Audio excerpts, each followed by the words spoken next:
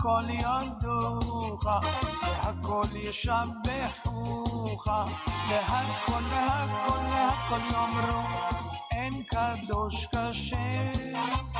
הכל יודוך, להכל ישבחוך, להכל להכל להכל יאמרו, אין קדוש כשם. ערב טוב, בעזרת השם נעשה ונצליח, והשם עלינו ברחמיו ירוויח. הערב יהיה לטובת יחיא בן טורקיה, יזכה להיות צדיק, תלמיד חכם, ירא שמיים, יזכה הוא ומשפחתו לבריאות איתנה, הצלחה בכל מעשי ידיו, ירווה נחת מכל יוצא חלציו, ויזכה לעשירות מופלגת וכל מילי דמיו. רפואה שלמה לכל חולי עמו ישראל, ובפרט לליאור בן נעמי, יונתן בן עדי ואריאל דוד בן עדי. עדי בת ליאורה תזכה ללידה קלה ותינוקת בריאה. מושית, יניב ושירן בני אהובה אורה יזכו לזיווגים הגונים, הצלחה ובריאות. עידן בן ליאת, בריאות הנפש והגוף, בסכרת הנעורים תעלם. אהובה אורה בת לבנה ומור יחיא יזכו להצלחה, ברכה, הצלחה והתחזקות ברוחניות, לעלות לארץ ישראל בשמחה וביטחון ולעילוי נשמת הוריה. הערב גם לעילוי נשמת מאיר ומשה בני לבנה ומור יחיא, חיים נגר בן ברכה, הוריי וחמים נוחתם עדן. היום אנחנו נלמד על השפעת האדם על המקום בזכויות והחובות של כל אדם. בפרשת נוח אנחנו לומדים על העונש הנורא של בני דור המבול. עולם שלם נחרב וכל היקום החי. אחרי המתנה של 120 שנה שזלזלו בנוח ובמעשיו ולא שמעו לו, כל העולם נחרב. ותשחט הארץ לפני האלוהים, ותמלא הארץ חמס. כתוב ותשחט הארץ, ותמלא הארץ חמס. מה השחיתות של ארץ? ארץ גוזלת? ארץ חומסת? אבל ריבותינו משיבים על כך במדרש שהארץ עצמה השחיתה דרכיה, הוציאה גידולים אסורים, גידולי כלאיים שהבורא אוסר לנוטעם, ואפילו שהארץ אינה מצווה על כך ולא נאסרה, אבל מציאות של כלאיים זה פגם וקלקול. הקדוש ברוך הוא אומר לנוח, קץ כל בשר בא לפניי, והנני משחיתם את הארץ. כשהקדוש ברוך הוא מחה את כל היקום, גם הארץ לקטה. אומר רש"י, בעומק 3 טפחים שחודרת מחרשה נמחתה הארץ ונטשטשה. זה הכתוב בהנני משחיתם את הארץ. לא רק הארץ השחיתה את דרכיה, גם חיות, בהמות, עופות השחיתו וקלקלו. וירא אלוהים את כל הארץ והנה נשחתה, כי השחית כל בשר את דרכו על הארץ. אומר רש"י, אפילו בהמה, חיה ועוף נזקקין לשאינן מינן. בחירה יש רק לאדם, לארץ אין בחירה, לחיות אין בחירה, לעופות אין בחירה, אין להם יצר הרע. אז למה הם נענשים שהשחיתו את דרכם?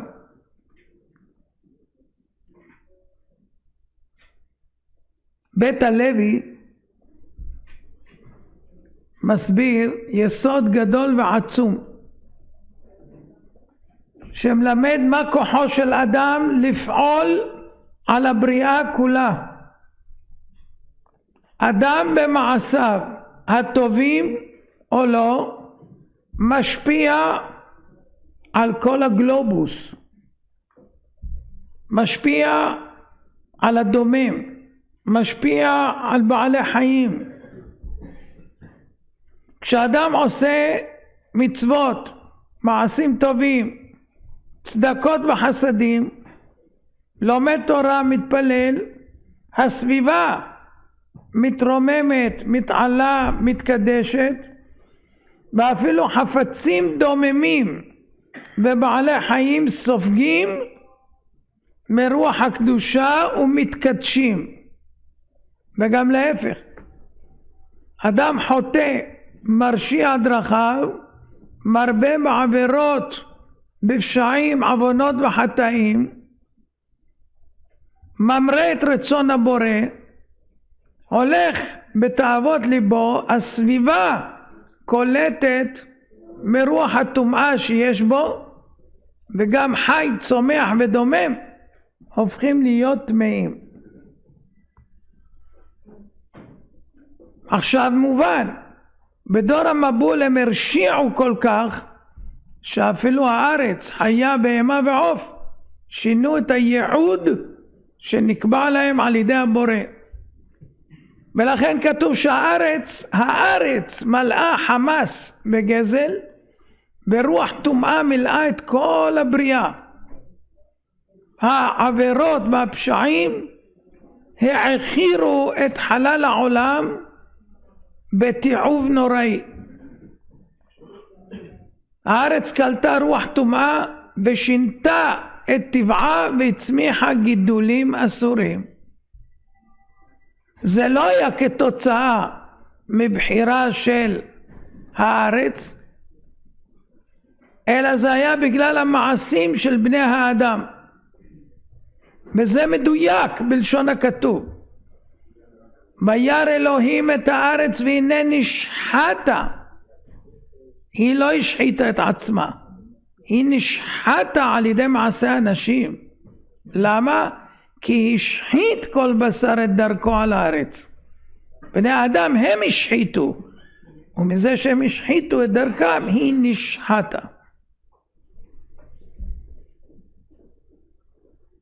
הרמח"ל הקדוש במסילת ישרים פרק א', גם הוא מסביר את היסוד הזה ואומר, אם אדם נמשך אחר העולם ומתרחק מבוראו, הנה הוא מתקלקל ומקלקל העולם עמו. זאת אומרת, אדם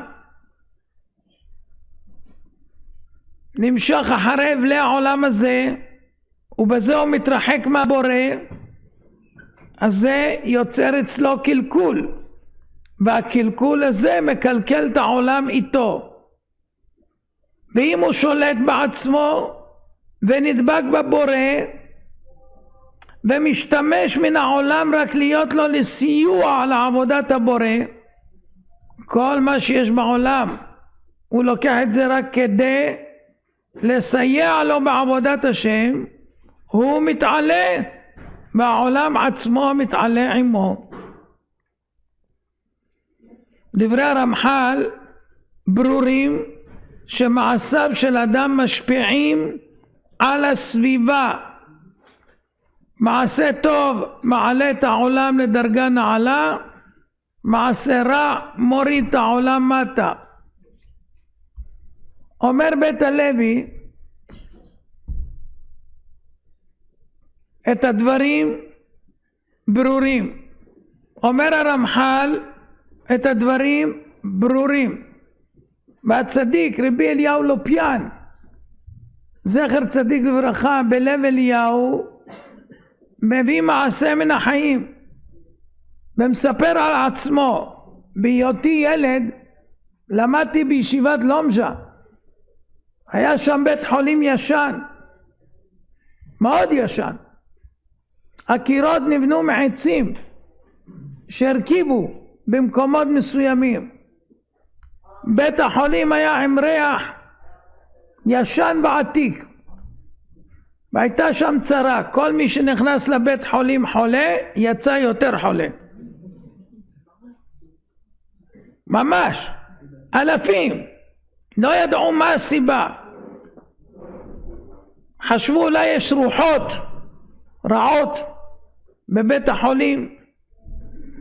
הביאו מומחים שבדקו, ואחרי שבועות הגיעו למסקנה שכל הקירות של הבית חולים מלאים חיידקים ונגיפים מרוב המחלות שהיו לאנשים עשרות שנים, נדבקו בתוך החלל, וממילא כשבאו אנשים חדשים, כמו שהיום קורה, 40% מהמתים בבתי חולים זה מהחיידקים והווירוסים שיש שם, לא ממחלות.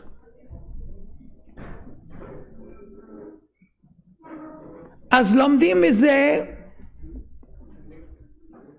אם בעצים נבלעים מחלות, כשיש חולי רוחני בבני אדם, הוא גם מבליע בעצים, בדומם, בבעלי חיים ובסביבה.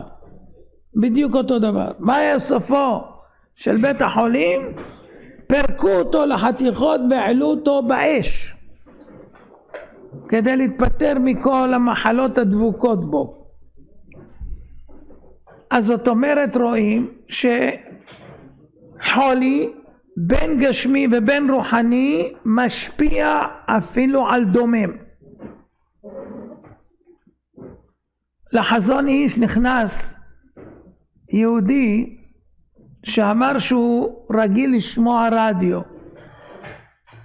אבל הוא הבין שזה מזיק לבנים ולבנות, אז הוא קיבל על עצמו לשמוע רדיו בשקט, בחשאי, שהם לא ישמעו. אז הוא שאל את החזון איש אם זה בסדר שהילדים לא שומעים כלום והוא ממשיך לשמוע, האם יש בזה בעיה? החזון איש ביטל את דבריו ואמר לו, בית ששומעים בו דיבורים אסורים הוא לא נהרס ונחרב מבחינה רוחנית רק מפני שהילדים שומעים זאת והנשמה נפגמת, אלא בית שאדם שומע בו דיבורים שלא מתאימים נהרס משום שהשומע סופג טומאה שאותה הוא מקרין על הסביבה, וקירות הבית קולטים את הטומאה והילדים גדלים בטומאה זו. אז העצה שלך לא תעזור, כי הבית סופג את מה שמשדרים ברדיו, וזה משפיע בחזרה גם על הילדים. יש היום פטנט שהורים אומרים, אני מחזיק את המחשב בחדר שלי שהילדים לא יראו, סוגר את הדלת ואני עם המחשב שמה. חזון איש אומר, אתה לא מועיל שום דבר, הבית שלך נספג בטומאה וזה ישפיע על הילדים שלך. ממשיך בית הלוי ואומר, התנא באבות אומר, הסתכל, עקביה בן מהללאל אומר, הסתכל בשלושה דברים ואין אתה בא לידי עבירה. דע מאין באת ולאן אתה הולך ולפני מי אתה עתיד ליתן דין וחשבון.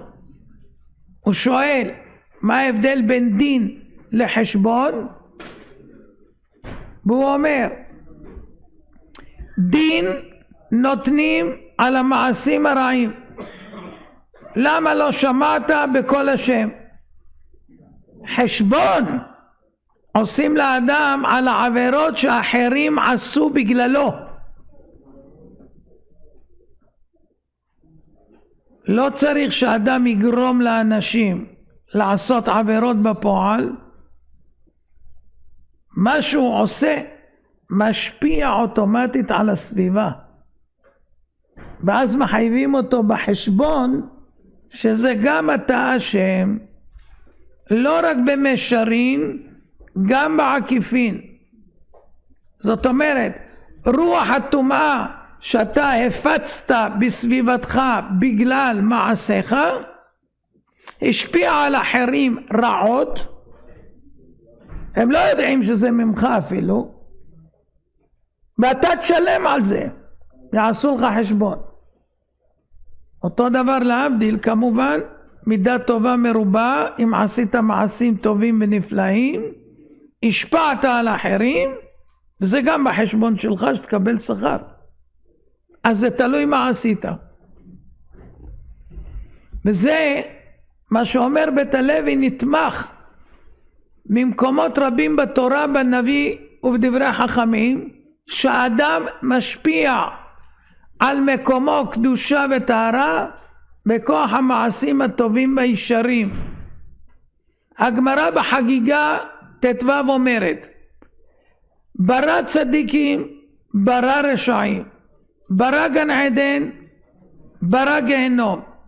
זכה צדיק, נוטל חלקו בחלק חברו בגן עדן. נתחייב רשע, נוטל חלקו בחלק חברו בגיהנום. וצריך להסביר, צדיק נוטל חלק חברו בגן עדן, למה? גם אם הצדיק טרח בעמל בעשיית מצוות בעולם הזה, למה שהוא יזכה בחלק חברו בגן עדן? חלק שהוא לא עמל.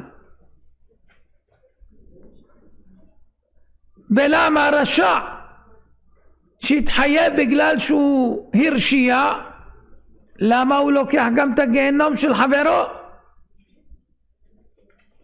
אומר בית הלוי, כשאדם צדיק עושה מצוות ומעשים טובים, במקום שהוא עשה נותר רושם של קדושה וטהרה, של צדקות וחסידות, יראת השם ודעת השם. כשיזדמן לשם אדם אחר, רוח הטהרה שהותיר הצדיק תסייע למי שבא אחריו לקיים מצוות. אז אם כן, צדיק שפעל טוב בעולם, הוא לא פעל רק לעצמו, אלא כל אלה שיבואו אחריו ויסתמכו על רוחו, ולכן מן הדין שיבוא על שכרו ויטול חלקו וגם חלק חברו בגן עדן. איזה חלק? חלק ששייך במעשה חברו אליו. בזכות מה חברך זכה? בזכות הרוח הטובה והטהורה שהשארת במקום, ולכן הוא זוכה בחלקו וחלק חבריו. באותה מידה רשע, הוא השפיע ברשעתו על מקום, מי שהגיע לשם הושפע, עשה עבירות, כשהוא יקבל את הגיהנום, יקבל גם את הגיהנום שהוא גרם לאחרים. רואים שכל מעשה שלנו משפיע על הסביבה, לטוב או למוטב. אז מהיום כל אחד ייקח בחשבון, אני עושה בסתר, אני עושה שמה, לא ראו, לא שמעו, אין דבר כזה. כל פעולה שיהודי עושה משפיעה על הסביבה, ויש כאלה שמשפיעים בהרבה יותר על העולם כולו. כמו שכתוב, כל שיכול להוכיח בתוך ביתו ואינו מוכיח נתפס על עוון ביתו, כל שיכול להוכיח בתוך עירו ולא מוכיח נתפס על עוונות כל עירו, כל שיש בכוחו להוכיח את כל העולם כולו ולא מוכיח יתפס על העולם כולו. נוח איש צדיק היה. אבל נוח לא התפלל על כל הדור. איך נקרא מבול? מנוח, על השם שלו. אתה הבאת את המבול לעולם. אם היית מתפלל על כל העולם, היית מציל אותם. איך יודעים שהוא היה מציל אותם? כשהוא יצא מהטבע הוא הקריב קורבנות, והשם אמר שהוא לא יוסיף לקלל. נשבע הקדוש ברוך הוא שלא יוסיף לקלל. זאת אומרת הקורבנות הועילו. היום התפילות זה במקום הקורבנות. אז אם היית מתפלל זה כמו הקורבן, אז השם לא היה מביא מבול. רואים שמעשה של בן אדם יכול להשפיע על עולם ומלואו. אדם לא יודע את ערכו, כמה הוא פועל בעולם, הוא חושב מי אני, מה חיי. אין דבר כזה. אין דבר כזה. תכף נראה עד כמה זה לא יאומן כי יסופר. מעשי אדם משפיעים על סביבה דוממת. כתוב על קדושת השבת, גם היא משפיעה ומקרינה על העולם הגשמי. כתוב ויברך אלוהים את יום השביעי ויקדש אותו, ברך אותו באור פניו של אדם, קידש אותו באור פניו של אדם, כי לא דומה אור פניו של אדם של ימות השבת לימות החול. השבת הרוחנית מקרינה אור ממש על אדם גשמי. לגאון, אם אפשר לסגור את הדלת, הגאון רבי חיים קניבסקי, הגיע בחורי ישיבה מחוץ לארץ. כולם ביקשו ברכות, ברך אותם אחד אחד, ובחור אחד הוא סירב לברך אותו. שאלו למה כבודו לא מברך? אמר מישהו אוכל בשר וחלב אני לא מברך אותו. בחור ישיבה אוכל בשר וחלב, איך הגיע הרב חיים להגיד דבר כזה על בחור? הבחור התפרץ בבכי ויצא החוצה. הרב שלו ניגש אליו, אומר לו מה קרה? אז הוא התוודה לפניו ואמר לו, מורי ורבי, אני אוהב שוקולד חלב, ואני לא יכול, אחרי כל ארוחה בשרית חלבית אני אוכל שוקולד חלב. נכנסו לרב חיים, אמרו לו, איך אתה ידעת שהוא אוכל בשר בחלב ולא רצית לברך אותו? אז הוא אמר להם, אני ראיתי שיש לו ציור של עז על המצח. אמרו לו, מה זה רוח הקודש? אמר לא, הירושלמי אומר שמי שאוכל בשר בחלב יש לו ציור של עז, אבל אף אחד לא ראה עז על המצח. אבל רב חיים ראה ואמר לו, אתה אוכל בשר בחלב אני לא מברך אותך. אז רואים שמעשי האדם משפיעים עד כדי כך שיש רישום אפילו בגופו של אדם על מעשיו. ככה הארי הקדוש היה יודע על כל בן אדם מה היו מעשיו. ואתה תחזה מכל העם, אנשי חיל וכולי. זה סוד המצח, לקרוא במצח של בן אדם את מעשיו. ככה בחר משה רבנו אנשים. אז זאת אומרת כל המעשים שלנו נרשמים בגופנו, ולא רק זה, כתוב שקירות ביתו של אדם יעידו עליו. ממתי קירות מדברים? ממתי יכולים להעיד? הם סופגים את מה שאתה עשית, טוב או רע, והכל נרשם בהם. זה העדות הכי טובה.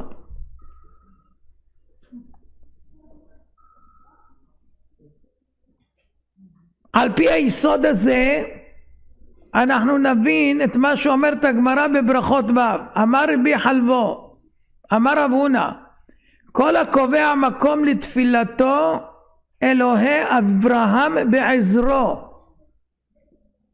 אדם שיש לו מקום קבוע להתפלל קבוע אותו מקום, האלוקים של אברהם אבינו עוזר לו.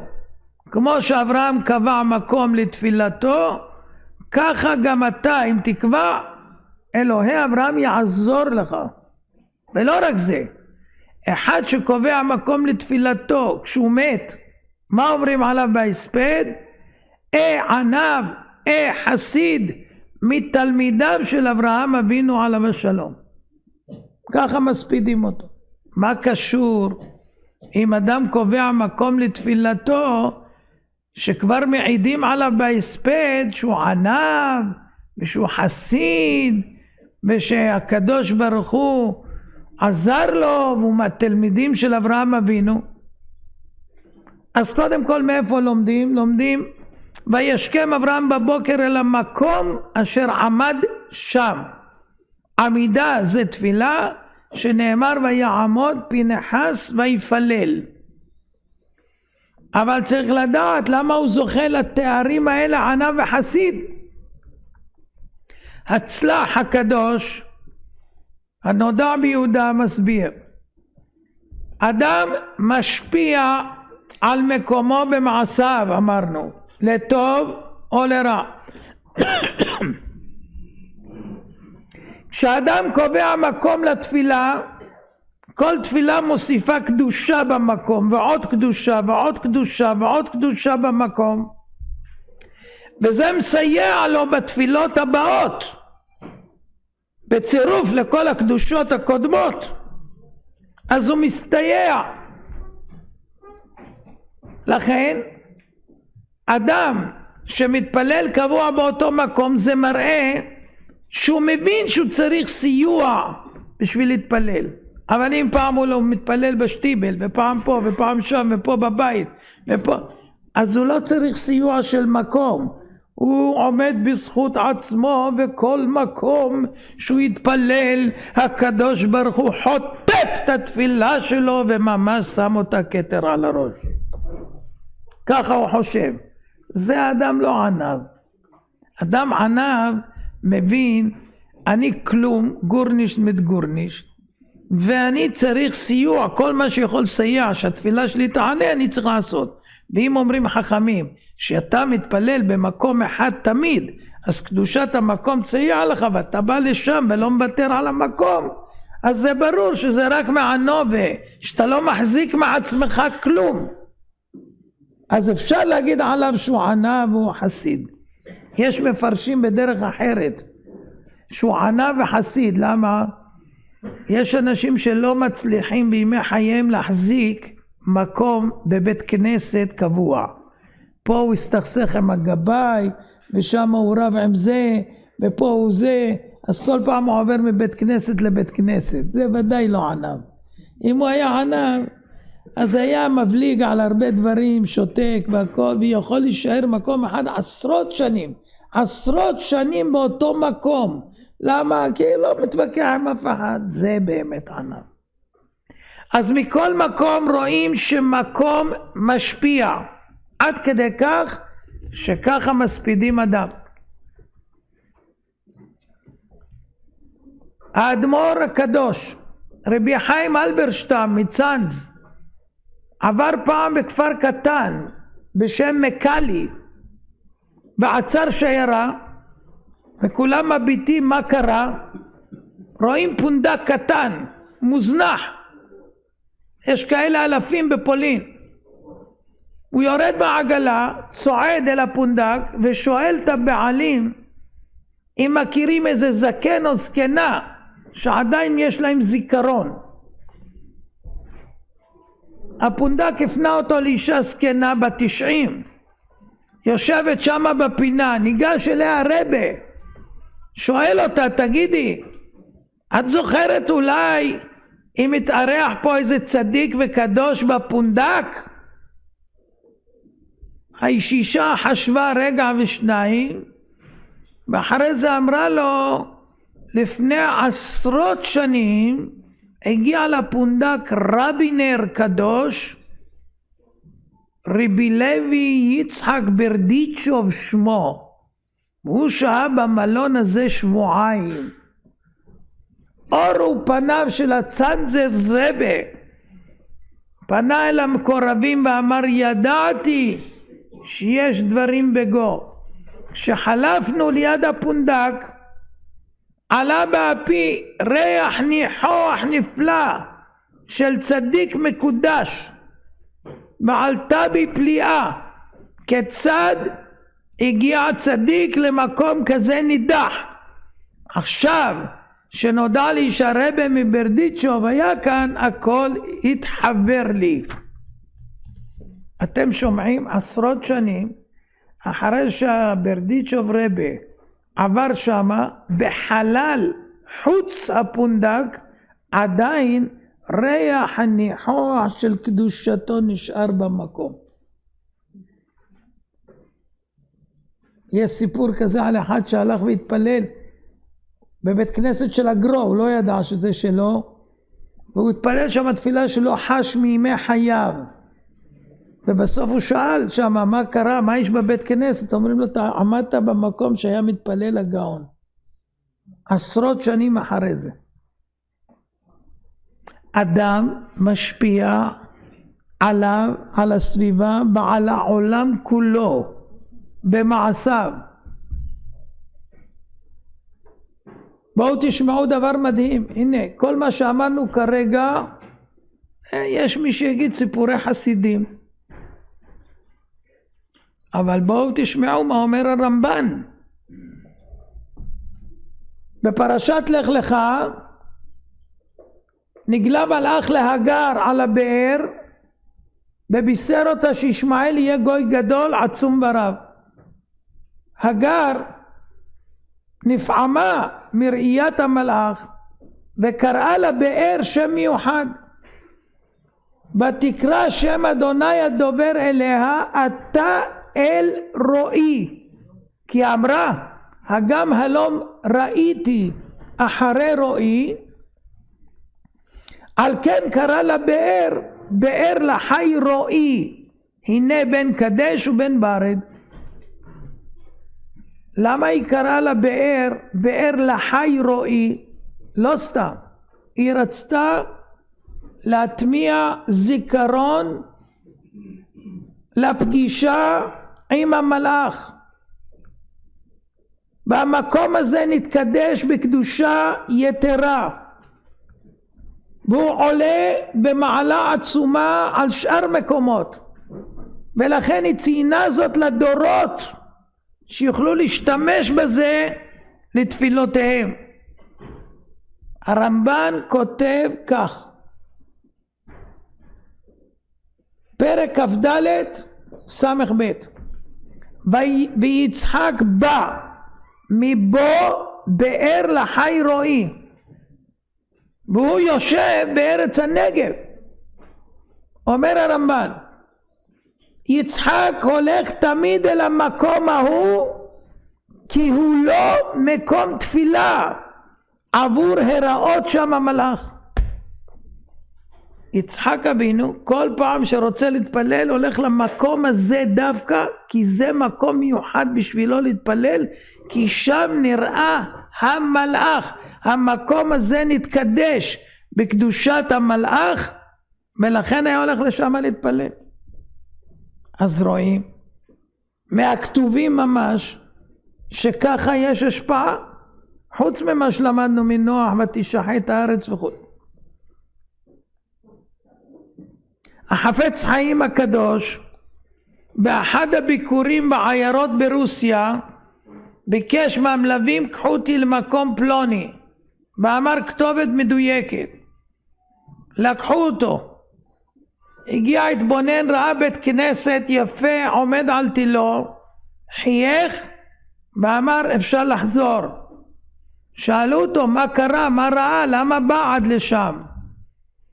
אמר להם, לפני כ-40 שנה בהיותי צעיר נקלעתי לעיירה הזאת בחודש אלול. השכמתי בבוקר, צעדתי לבית הכנסת לומר סליחות, שמעתי קול בוכה, אישה יושבת בוכה. ריחמתי עליה, שאלתי אותה למה? אמרה, אני יהודייה, מעולם לא למדתי קרוא וכתוב בלשון קודש, לא יכולה להתפלל מסידור, כולם צועדים לסליחות, אז אני בוכה לקדוש ברוך הוא בלי מילים, והתפילה היא בתוך הלב, ואני מבקשת שהיא תתקבל עם הבכי שלי כאילו התפללתי מתוך סידור. החפץ חיים סיפר את הסיפור הזה ואמר, כבר אז ידעתי שבמקום הזה עתיד לקום בית תורה ותפילה, מקום כזה שיתקדש בבכי תמים וקדוש, לא יישאר סתם כך. לכן חשוב היה לי לראות אם צדקתי, וצדקתי, שמחתי לראות שבאמת זה הפך לבית כנסת. אתם שומעים בכי של אישה פשוטה, יהודייה שלא יודעת קרוא וכתוב, קידשה את המקום עד שיבנה באותו מקום בית כנסת. עוד מעשה, יש בית הכנסת מפורסם בבני ברק, קוראים לו בית הכנסת לדרמן, שם התפללו החזון איש, הסטייפלר, הרב קניבסקי, רב יודל שפירא ועוד גאונים, הרב נדל, גאוני עולם. הרב קניבסקי סיפר, פעם טיילתי עם דודי החזון איש באזור הפרדסים בבני ברק, לפתע עצר החזון איש ואמר, חש אני כי מקום זה נתקדש בלימוד תורה נעלה, בטוחני ביום מן הימים יקום כאן בית הכנסת או ישיבה. על המקום הזה בדיוק עומד היום בית הכנסת לדרמן שגדולי ישראל התפללו בו. מי זה היה שהתפלל שם בתוך הפרדס וריח תורתו נשאר נודף שם עד שהריח אותו החזון איש? לא ידוע, אבל הוא הריח את זה וככה אכן התקיים. לא כל בן אדם מרגיש בריחות האלה. אתם יודעים מה יהיה כוחו של המשיח? והריחו ביראת השם. הוא יהיה מורח ודיין, הוא ידון על פי ריח, לא עדים, על פי ריח. הוא רואה בן אדם, הריח שסביבו, והוא יודע להגיד כשר, לא כשר, מה מעשיו והכל, על פי ריח. אבל צריך להיות זך, נקי וטהור בשביל להרגיש בדברים כאלה. לוט במהפכת סדום ביקש ללכת למצער. למה? שישיבתה קרובה. מה זה אומר? עוונותיה מועטין. זה עיר יחסית חדשה. אז גם אם אנשי סדום ברחו לשם, וגם אם היו שם תושבים אחרים, היא עדיין לא ספגה הרבה עוונות. אז כיוון שהיא עדיין ישיבתה קרובה, רק לא מזמן התיישבו בה, היא לא תחרב מהר.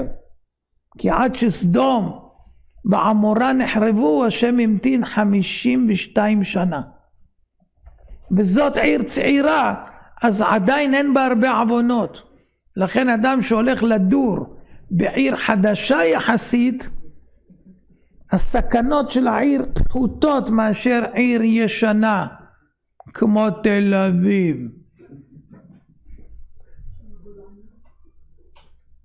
איך אברהם אבינו ידע שהמצרים הם חשודים על עריות ודברים כאלה?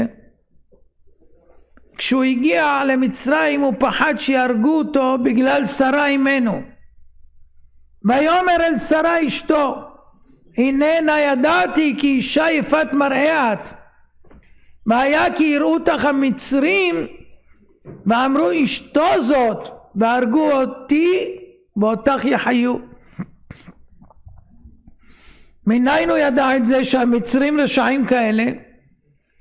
הגאון רבי יעקב מליסה, באמת ליעקב, אומר מדוע לא החזיק את המצרים אנשים הגונים?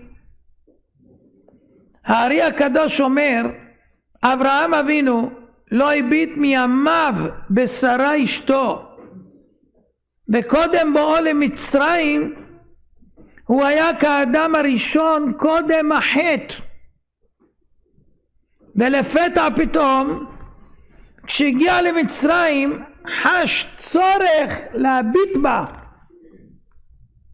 אמר אברהם לעצמו אוי ואבוי, אם אני ירדתי כל כך כשהגעתי רק למצרים עד שאני נזקק להביט באשתי, זה כתוצאה ממקום טמא זה. אז מי יודע כמה טמאים המצרים האלה שהשפיעו על המקום שרק הגעתי כבר זה השפיע עליי. אדם קדוש בדרגת אדם הראשון ומרגיש ירידה כזאת, במה הוא תלה? המקום השפיע עליי עוד בלי לראות את המצרים. אז מי זה המצרים שהשפיעו על המקום עד כדי כך? מכאן הוא ידע שהם מסוגלים גם לרצוח אותו.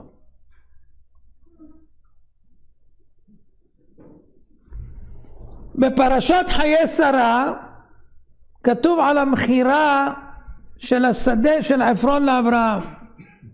כתוב ויקום שדה עפרון אשר במכפלה. רש"י אומר תקומה הייתה לו שיצא מיד הדיוט ליד מלך. הנה עוד מקור שאומר לנו שאפילו דומם שדה יכול להיות לו תקומה בחינה רוחנית אם הוא עובר מיד של אדם פשוט לאדם גדול וצדיק. כך אומר רש"י, תקומה הייתה לשדה עפרון ממש. איך זה ייתכן? שדה מושפעת ממעשה הבעלים. אם הבעלים רשע, בעל עבירה, היא נמצאת בנפילה.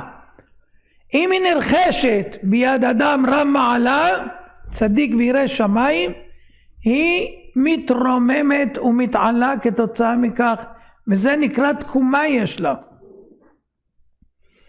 עכשיו תשמעו מעשה.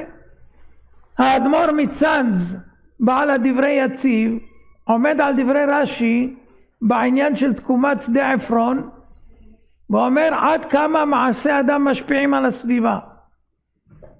אז הוא אומר, מכאן מקור נאמן, שחיבה יתרה נודעת לחפץ של צדיק, שלפי הקדושה שורה על חפצים של הצדיק. אז כשיצאה השדה מרשותו של עפרון, נכנסה לרשות אברהם, העירה בקדושה עד שהשתנתה צורתה.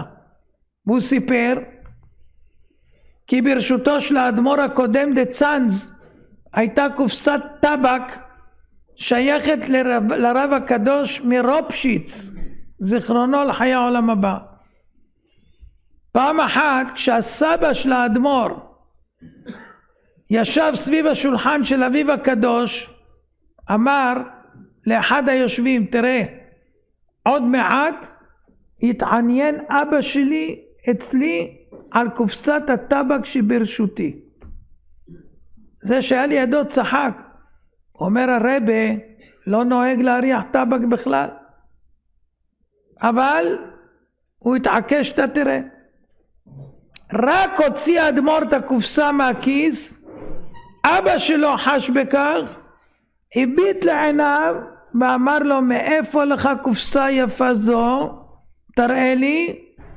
פתח והריח את הטבק שבתוכה. הוא לא הריח את הטבק, את ריח הקדושה שנדף ממנה של הרב הקדוש, הרב מרופשיץ, בעל הקופסה. הוא הריח את זה ממקום רחוק.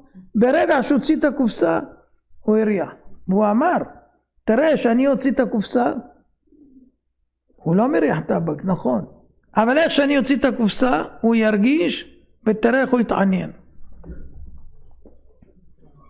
ארץ גושן, כשנלקחה שרה לבית פרעה, כתב לה פרעה שטר כתובה, כסף, זהב, עבדים וקרקעות בארץ גושן. הפרקי דרבי אליעזר מוסיף, זאת הסיבה שיעקב ובניו קבעו מושבם בארץ גושן. למה? כי הייתה שייכת לשרה. והאלשיך הקדוש אומר, לא רק משום הבעלות של הצאצאים של שרה התיישבו שם, אלא בגלל הקדושה של המקום מכוח הבעלות של שרה. כך אומר האלשיך הקדוש. לא רק בגלל שזה שייך לצאצאים של שרה. לכן שלח יוסף לקרוא לאביו יעקב ואמר, וישבת בארץ גושן, כי אין הטומאה מרחפת שם כמו במצרים, כי היא ניתנה במתנה גמורה לשרה. אז רואים שקרקע מצרית שלכאורה טמאה, ברגע שיצאה מיד המצרים והפכה להיות בבעלות של הצדקת שרה, הייתה לה תקומה.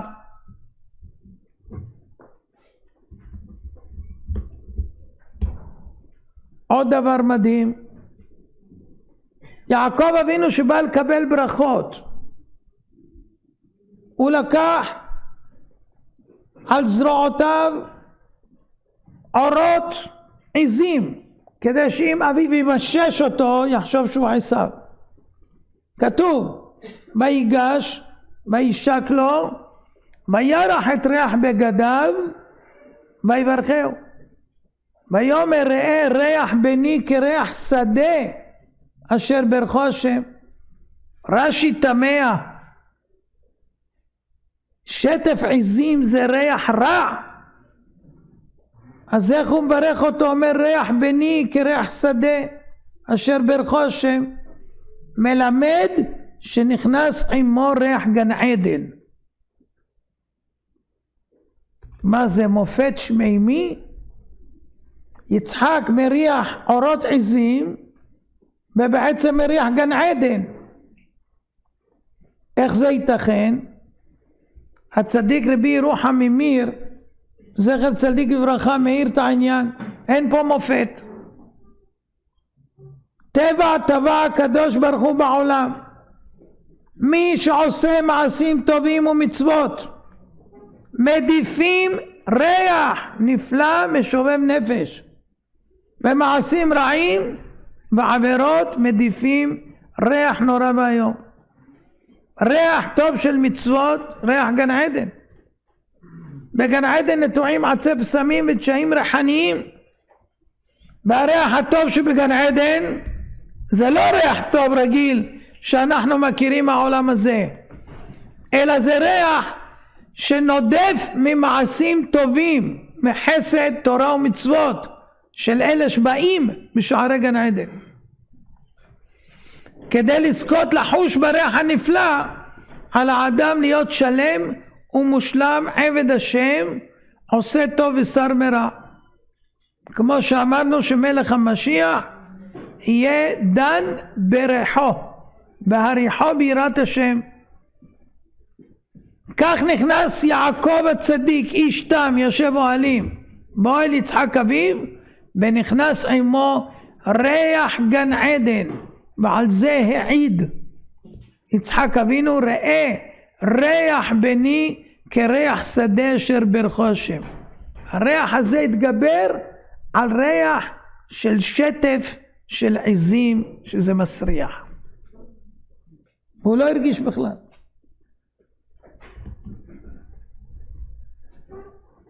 עוד מעשה,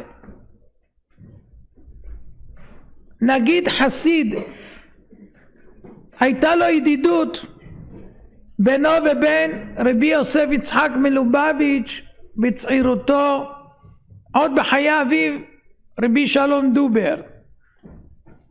פעם הציע סוחר עתיקות לנגיד לקנות פריטים של צדיקים מקודשים.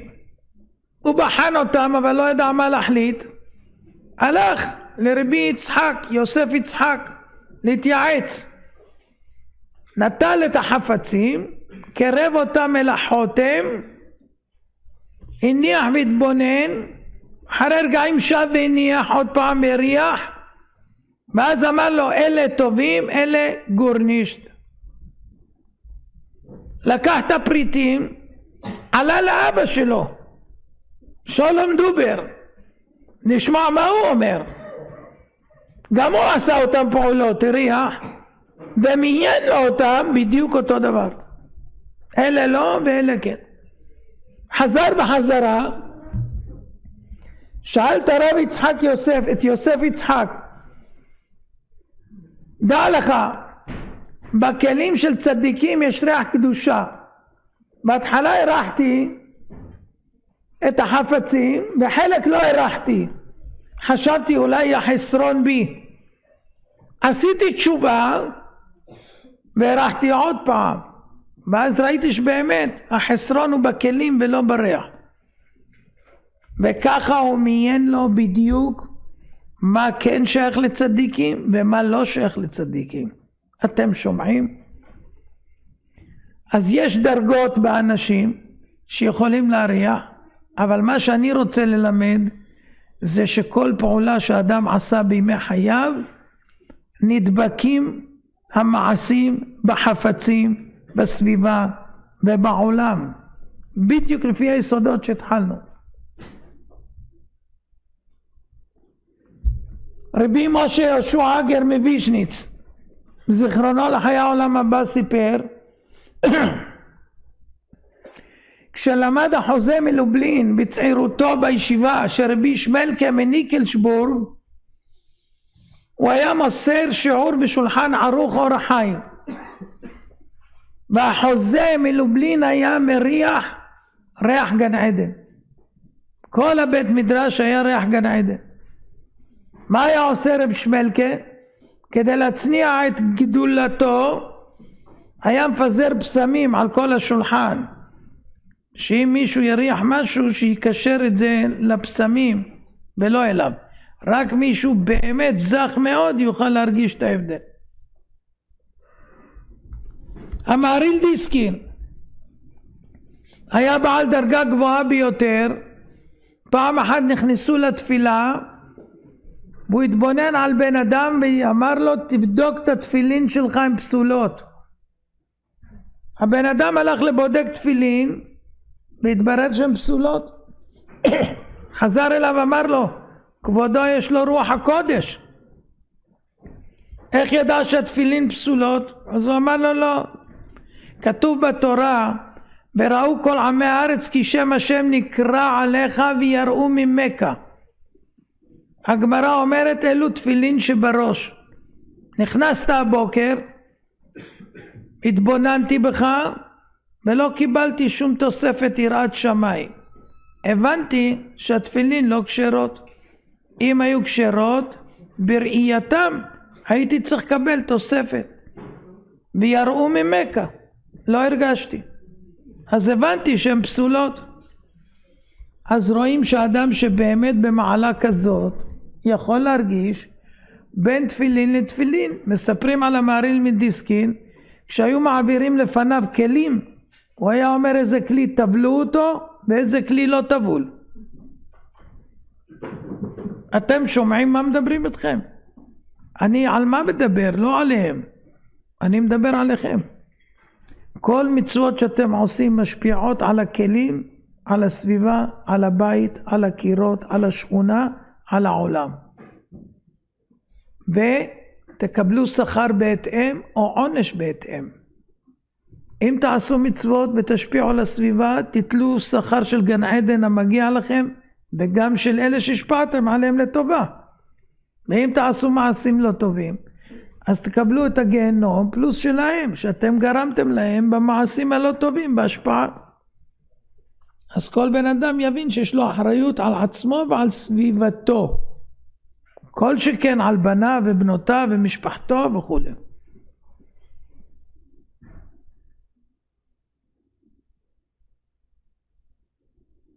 וזה מעשה מבהיל עכשיו, תקשיבו, מבהיל. האדמו"ר הזקן, מייסד חסידות חב"ד, היה לו 2 שיעורים, לחסידות הצעירה ולמבוגרת, ולא נתן להיכנס מאחד לשני.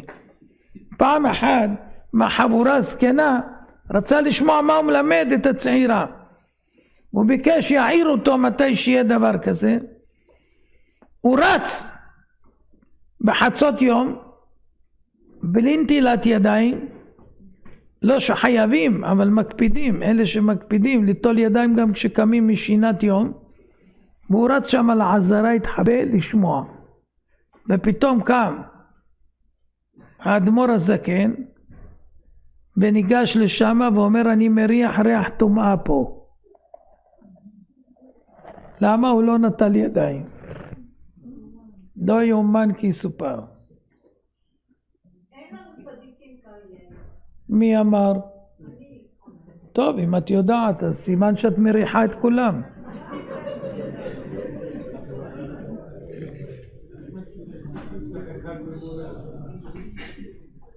תשמעו עכשיו מעשה מדהים. כתוב על יעקב אבינו, ויצא יעקב מבאר שבע וילך חרנה. ברוך אתה אדוני אלוהינו מלך העולם שהכל נהיה בדברו.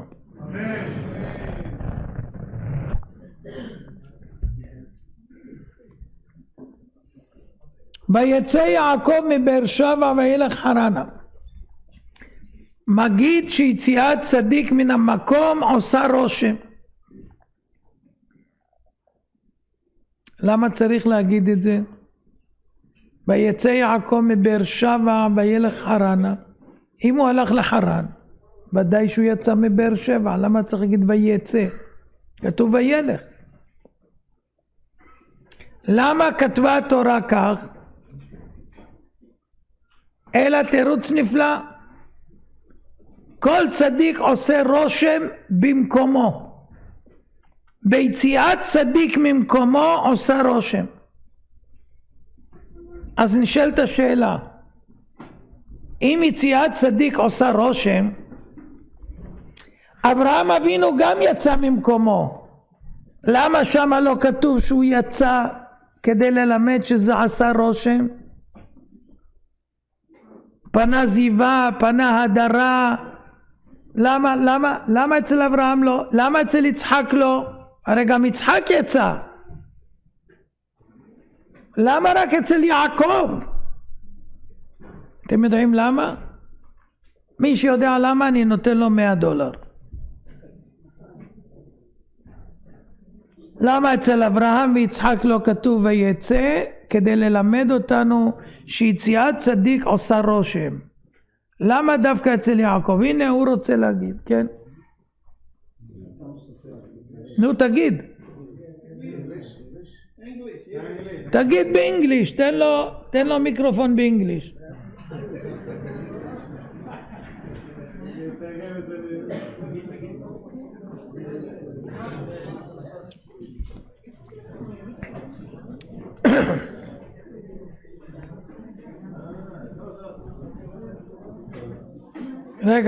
רגע. Because Abraham and Yitzchak never left their Kedusha, but Yaakov had to leave his Kedusha because of Esav, according to what the Rabbi said. זה נחמד, אבל זה לא זה. כן. This is just under the cuff. יש מישהו שרוצה להרוויח $100? הנה יש שם מישהו שקופץ. תן לו.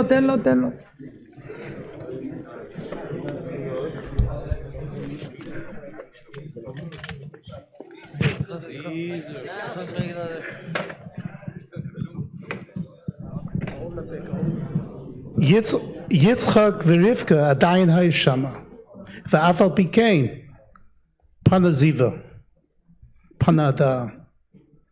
זה גם נחמד אבל זה לא זה. בשביל $100 צריך לעבוד. אז אני אגיד לכם מה קרה. יש עוד אחד. בסדר, תן לו.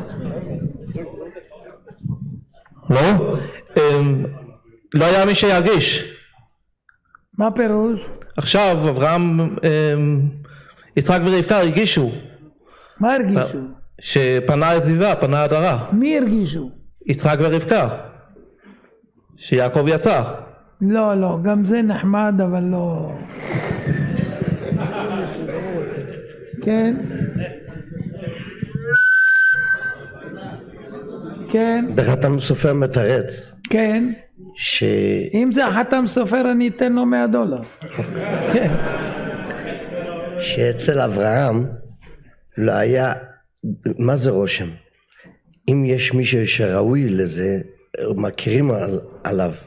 על אברהם אבינו לא היה אף אחד על מי שהרושם ישיר משהו. כשיעקב יצא מיצחוק, אז יצחוק ירגיש את זה. צריכים מישהו שירגיש את זה. זה משהו שאמרו בדומה, אבל תקשיבו. כשאברהם ויצחק יצאו ממקומם, פשיטה שזה עשה רושם. כי הם היו בתוך האנשים, זה מקבל אורחים, וזה מלך גרר בא אליו ואמר לו ראינו כי השם עמך. זאת אומרת הם עשו רושם בעולם, בכל תנועה שהם זזו הם עשו רושם. אז מפה אי אפשר ללמוד. כשמכירים בן אדם גדול ועצום והוא זז והולך, זה ודאי שעושה רושם. לא צריך לכתוב את זה, זה דבר פשוט. יעקב אבינו היה איש תם יושב אוהלים, לא זז ממקומו. אף אחד לא יודע בכלל שיש צדיק כזה שיושב שם שלומד. אז מה חושבים? אם אחד כזה ילך, מי ירגיש? לא! באה התורה לומר שאפילו אחד שלא מכירים אותו ולא יודעים איפה הוא ומה הוא עושה, אם הוא צדיק והוא יוצא מהעיר, זה עושה רושם על כל העיר.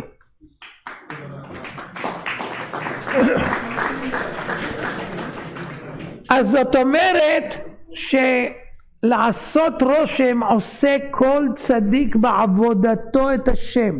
כל צדיק, גם אלה שלא מכירים, שהיא חושבת שהם לא נמצאים בדור הזה, כל צדיק עושה רושם. אין דבר כזה שלא עושה רושם. בהראיה שגם מי שלא נודע ברבים ונמצא בתוך החדר בפנים עושה רושם. אם הוא יוצא בכל העיר, בכל הארץ, תרגיש את הרושם הזה החסר. פנה זיבה, פנה הודה, פנה הדרה של העיר כולה, לא יצחק ורבקה רק. כל העיר תרגיש, כל המדינה. זה כוחו של צדיק שהוא עושה רושם. עכשיו תשמעו סתירה לדבר, ואם תתרצו עוד $100. יעקב אבינו פונה לחרן, ובדרך הוא נזכר, וואו, עברתי על מקום שהתפללו אבותיי ולא התפללתי. נתן דעתו לשוב, קפצה לו הדרך והגיע להר המוריה. טוב, כשהוא שב לשם כדי להתפלל, כתוב שהוא שכב לישון תכף אחרי שהתפלל, ובחלום הוא ראה דברים בהבטחות עליונות לא בלזרעות סוף הדורות. כשהוא קם, מה כתוב?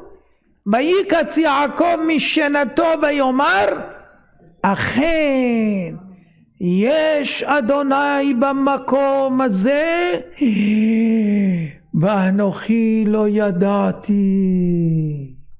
שאם ידעתי לא ישנתי. איך ישנתי במקום קדוש כזה? מקשה אור החיים הקדוש. חסידים לומדים הרבה אור החיים הקדוש, אז יכול להיות שתרוויחו את $100, אני יודע שהפסדתי, אבל לא משנה, אני נותן לכם. הקשה אור החיים הקדוש, מדוע תמה יעקב על עצמו? איך הוא לא ידע שיש השם במקום הזה? אומר אור החיים הקדוש, מה הוא יודע נסתרות? למה הוא תמה על עצמו? מישהו זוכר משהו? דילגתם על הפרשה. הקושיה של אור החיים הקדוש מתורצת לאור היסוד שהצבנו. צדיק מותיר רושם במקום שהוא נמצא במעשיו הטובים ובעבודת הבורא. לכן התמיהה של יעקב, הרי זה הר המוריה, פה עמדו אברהם ויצחק, האבות שלו התפללו לפני השם. במקום הזה עקד אברהם את יצחק אביו בניסיון הקשה ביותר. אבותיי השאירו פה קדושה מופלאה במעשים הנשגבים.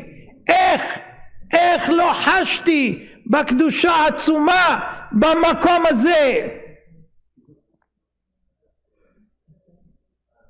$100. השאלה איך הוא לא חש? אמרנו שאפילו הקופסה של הרבי מרופשיץ מריחים אותה מרחוק.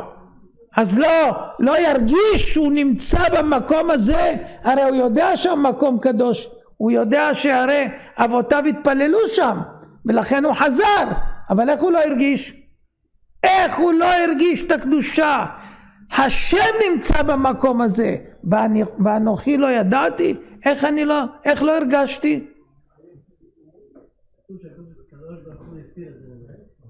מה? מי אומר?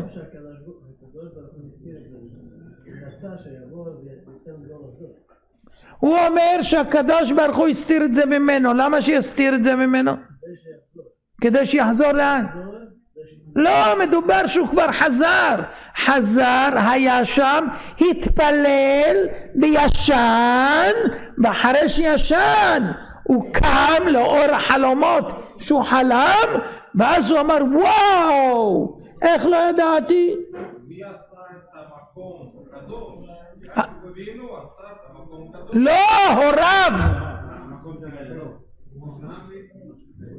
על תירוץ כזה אתה צריך לשלם לי $50.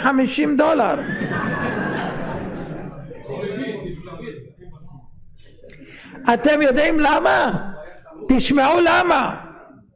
הקדוש ברוך הוא רצה שהוא יישן במקום הזה, במקום הקדוש הזה, בשביל שיחלום את החלום במקום הקדוש הזה ויזכה להתגלות רוחנית.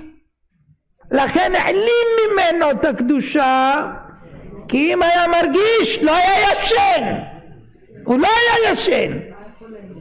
לכן השם קיבע את השמש, הפתיע אותו, הוא הקדים את השקיעה בשביל שהוא ישן. הרי הוא לא ישן כמה שנים? כמה שנים? 14 שנה הוא לא ישן, וישכב במקום ההוא. עד אז הוא לא שכב, רק וישכב. השם ריחם עליו, הוא חוזר את כל הדרך, מאות או אלפי קילומטרים מחרן עד להר המוריה, וכל זה בגלל שהוא לא התפלל במקום שהתפללו אבותיו, והוא חוזר.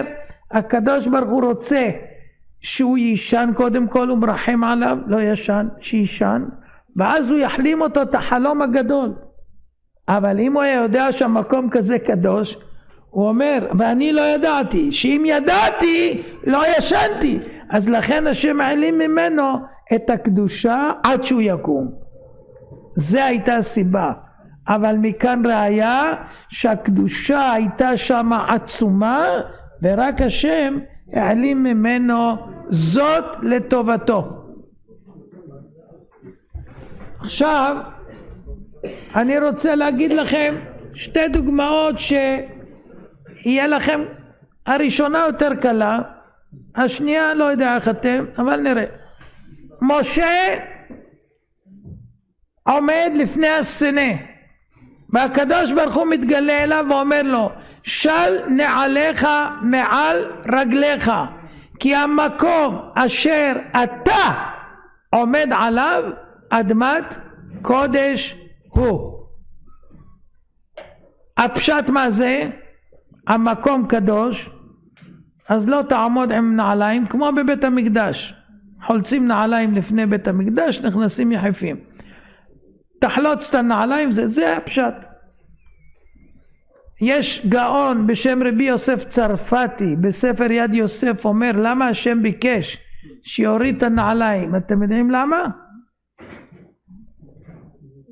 בשביל שהוא יקדש ברגליו את המקום. משה רבנו ברגליים שלו הוא יקדש את המקום. של נעליך מעל רגליך, כדי שהמקום שאתה עומד עליו יהפך לאדמת קודש.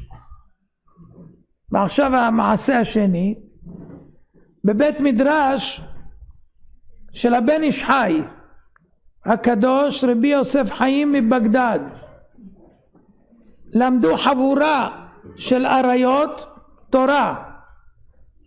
בשלב מסוים נצטרך לצאת מהחדר.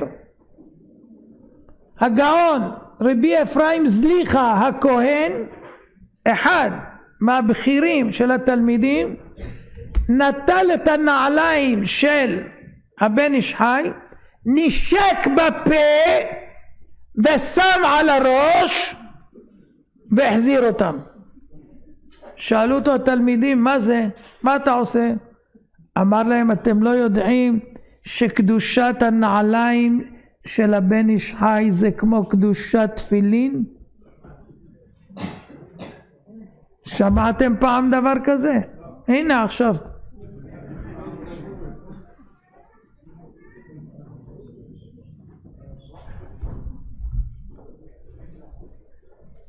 ועכשיו תירוץ $200. יא ביי, תהיו מחודדים.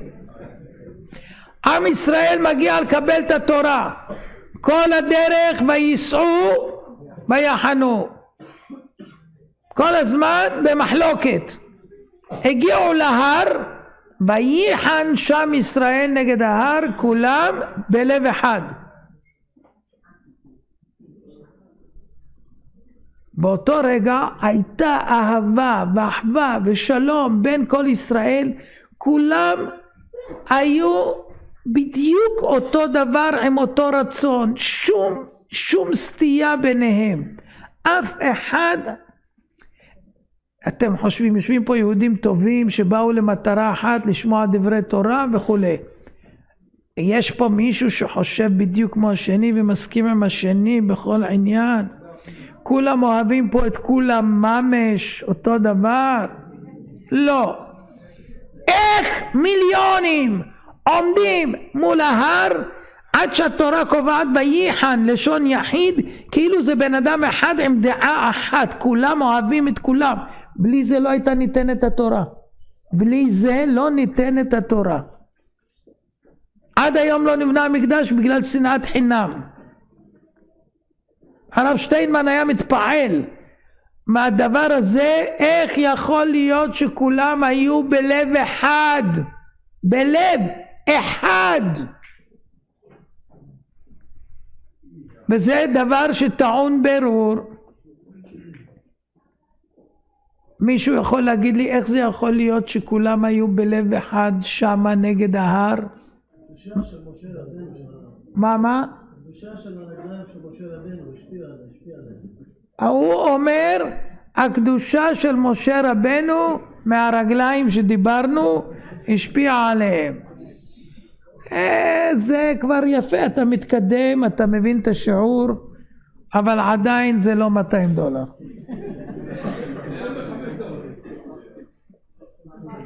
איך הם הגיעו לאהבה כזאת? איך הם הגיעו לאהבה ושיתוף בדעת, דעת אחת?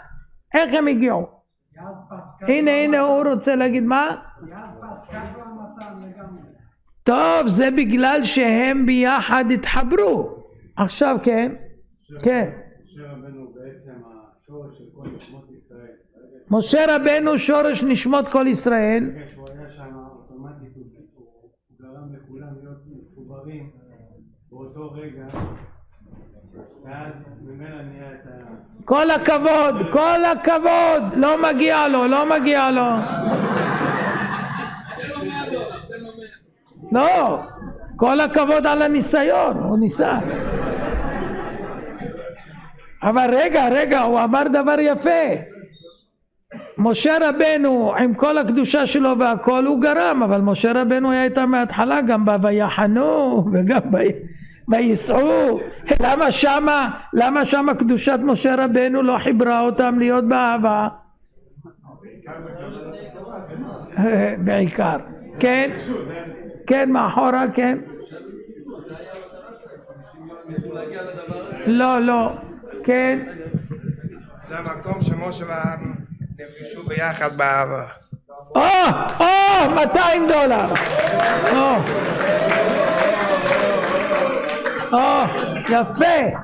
יפה מאוד. תקשיבו.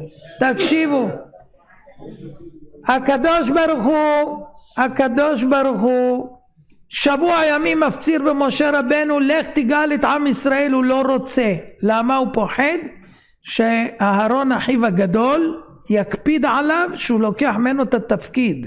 הוא היה אז המנהיג של העם במצרים והוא פוחד. השם אומר לו ורעך ושמח בליבו, מה אתה דואג? ואז מה כתוב? כתוב, תקשיבו, במקום הזה נפגשו משה ואהרון.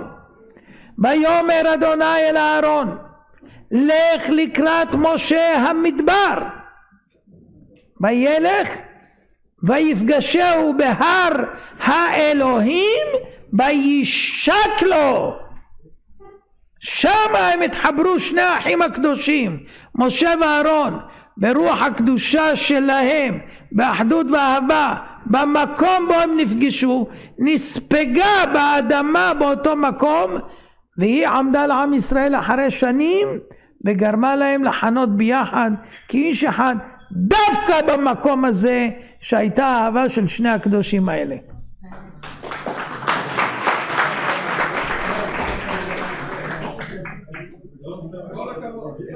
צריך גם לשלם.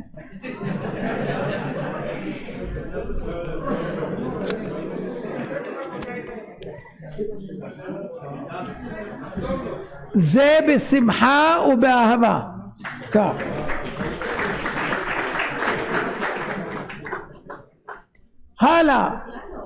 הלאה ממשיכים. שב, מה, גם ברוכה אתה רוצה? רגע, לא, תכף, אני אתן לך, שב, רגע, תשמעו. אמרנו שאדם קדוש, אדם צדיק, אדם עושה מצוות, משפיע על הסביבה ועל כל האביזרים שנמצאים בסביבו. כשאלישע הנביא התארח בבית השונמית והיא הרבתה לכבד אותו וברך אותה שתיוושע ותיפקד בבן, הילד נפטר, היא האמינה בו מאוד, ביקשה שיחיה את הבן, קרא לה משרת גחזי, נתן לו את המטה שלו, אמר לו לך לבית השונמית, תניח את המטה על הפנים של הבן במטרה לחיות אותו, אבל ציווה אותו לא לשוחח עם איש כל הדרך. ויאמר לגחזי חגור מותניך וקח משענתי בידיך ולך, כי תמצא איש לא תברכנו וכי יברכך איש לא תעננו. ושמת משענתי על פני הנער. רואים שבמטה היה נעוץ כוח הקדושה של הנביא והיה מסוגל לחיות מתים. בסוף המטה לא עשה זאת משום שגחזי זלזל, גחזי זלזל ולא האמין שהמטה יחיה את הילד. ככה כתוב בילקוט שמעוני, מלכים. הדבר היה כשחוק בעיניו, וכל אדם שפגש בדרך שאל אותו, אתה תאמין שהמטה הזה מחיה את המת? לכן לא עלתה בידו. אז רואים שכוח הקדושה של הנביא היה טמון במטה. הבן יהוידע מסביר איך זה. הוא אומר שכל הצדיקים גם בזמן התנאים היו הולכים עם מטה. אולי בשביל זה הרבס הולכים עם מטה. אבל היו הולכים עם מטה, ובמטה הזה היו נשענים וגם מביטים בו בשעה שרוצים להתרכז במחשבה. ואז הוא היה סופג את המחשבות הקדושות שלהם, ומקדושת המחשבות שלהם המטה היה נספג והיה יכול לפעול ישועות.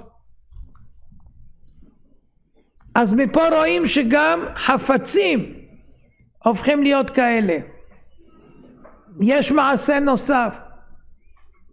אליהו הנביא לימד מה הכוח של עבירות בהשפעה שמותירים אחריהם, ולעומת זאת מצוות.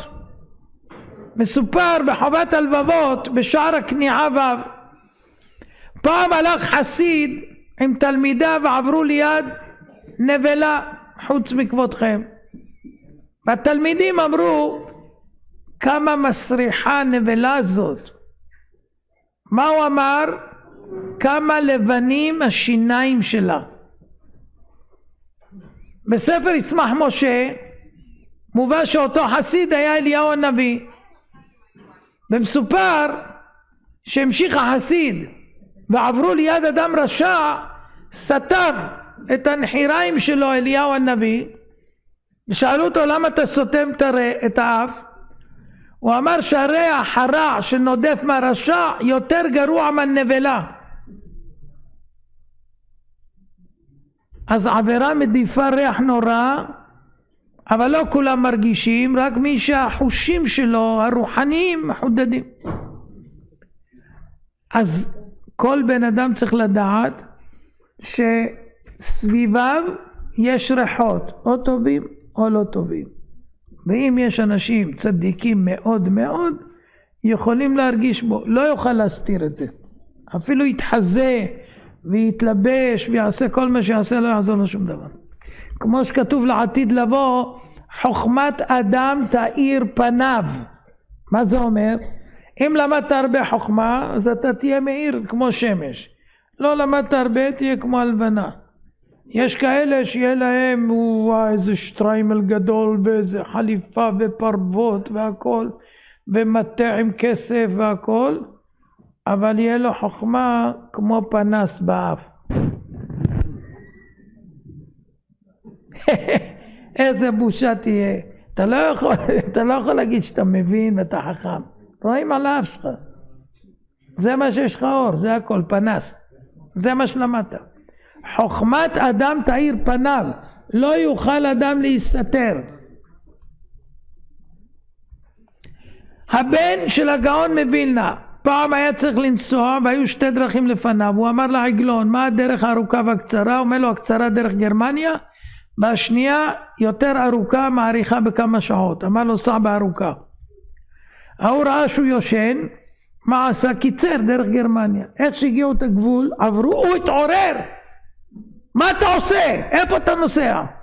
ואז הוא אמר לו, ישנת, חשבתי שאם אתה יושן אני אוכל לעבור. אמר לו, הצחנה שהרחתי ברגע שעברת, העירה אותי. אתם שומעים? לא יאומן כי יסופר. רבי ברוך בר ליבוביץ' מקמניץ היה מספר בשם הגאון רבי חיים מבריסק, שאבא שלו רבי יוסף דוב בעל בית הלוי נקלע פעם למקום ואמר אני מרגיש טומאה. אף אחד לא הבין מה קרה. בררו בסוף, עמדה שם לפני שנים כנסייה.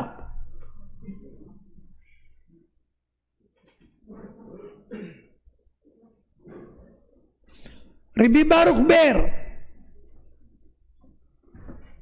מספר על הגאון המקובל רבי אליהו רגולר, זכר צדיק ברכה. כשהוא עקר מסלובודקה לקליש, אמר שהוא לא מצליח ללמוד בקליש כמו בסלובודקה. למה? כי היו בקליש כמה כנסיות. זאת אומרת, הם היו מרגישים בכל מקום שהם הולכים, אם יש חס ושלום טומאה או דברים כאלה. עוד, רב אלחנן וסרמן היה פעם בניו יורק. אתם אפסטייט ניו יורק, נכון? וואי וואי וואי. רבי אלחנן וסרמן היה פעם בניו יורק. הוא חיפש תרומות לישיבת ברנוביץ' והגיע למשפחת גולדינג להתארח. משם יצא ברכב.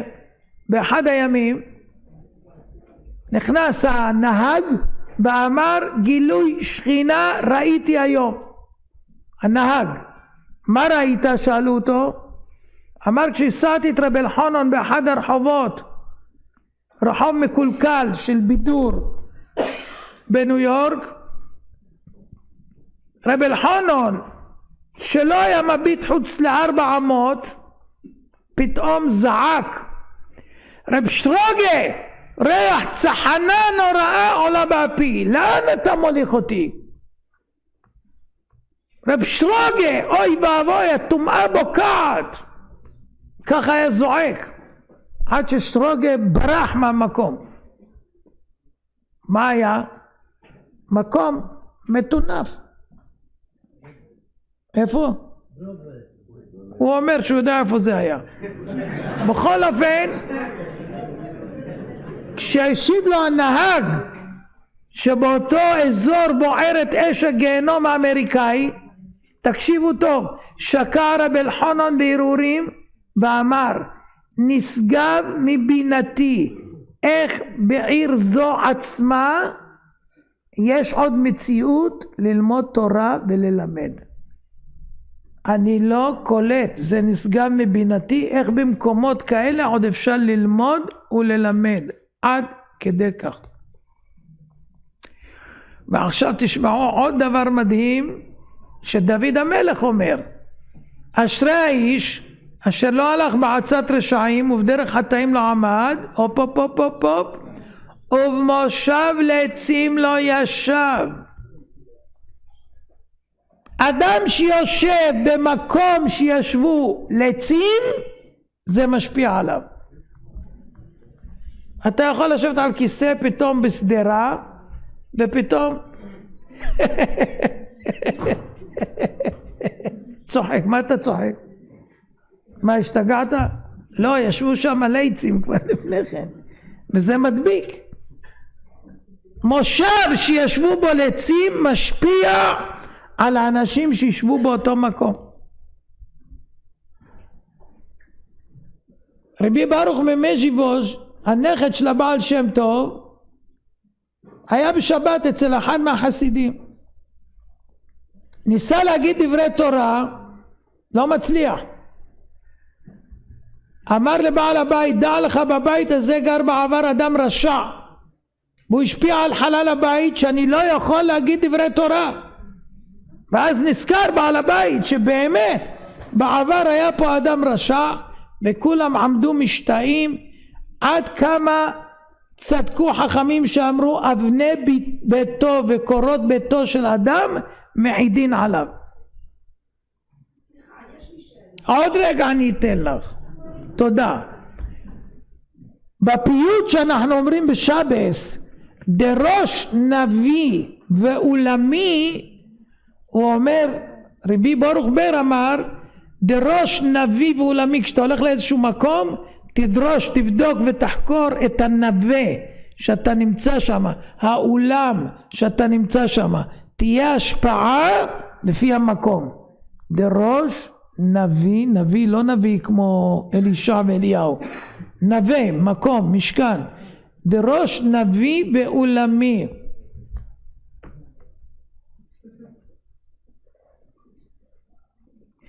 רבי חנניה בן תורדיון אומר, שניים שיושבים והם ביניהם דברי תורה, הרי זה מושב לעצים. שנאמר ומושב לצים לא ישב, אבל יש מבארים.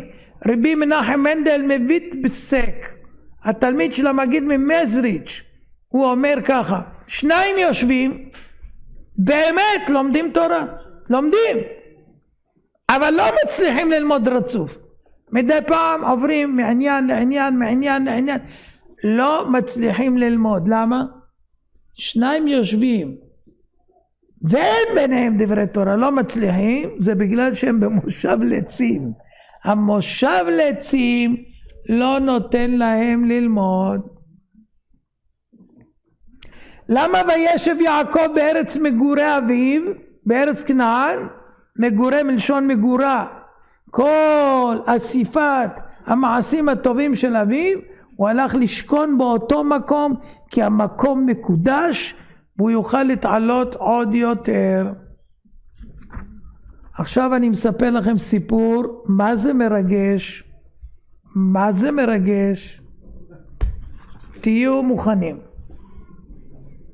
בית עלמין בעיר פולוניה, המוכיח הגדול רבי לייב חלף בסמוך למצבות אבן ישנות, לפתע עלה באפו ריח ניחוח, ריח גן עדן.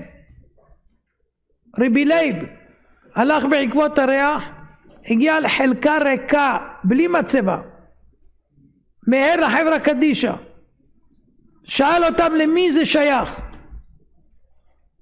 אמרו לו יהודי פשוט, הלך לברר, הגיע אליו, נקש בדלת, אמר לו עברתי בבית העלמין יד החלקה שרכשת ועולה ממנה ריח גן עדן, אני רוצה לדעת מה המקור של הניחוח. ניסה היהודי הפשוט להגיד לו לא לא לא לא, זה לא יגרום, לא לא לא. בסוף כמשיח לפי תומו אמר תשמע, יש לי הנהגה מיוחדת, אני הולך לחלקת הקבר כל ערב ראש חודש, לוקח צרור מטבעות, מגיע לקבר שרכשתי, עושה מלבן בצורת המטבעות, 100 מטבעות, שם אותם אחד ליד השנייה במלבן, כדי להמחיש לי שזה הסוף של כל בן אדם. ואני אומר לעצמי את דברי התנא, דע מאין באת ולאן אתה הולך, ולפני מי אתה עתיד ליתן דין וחשבון.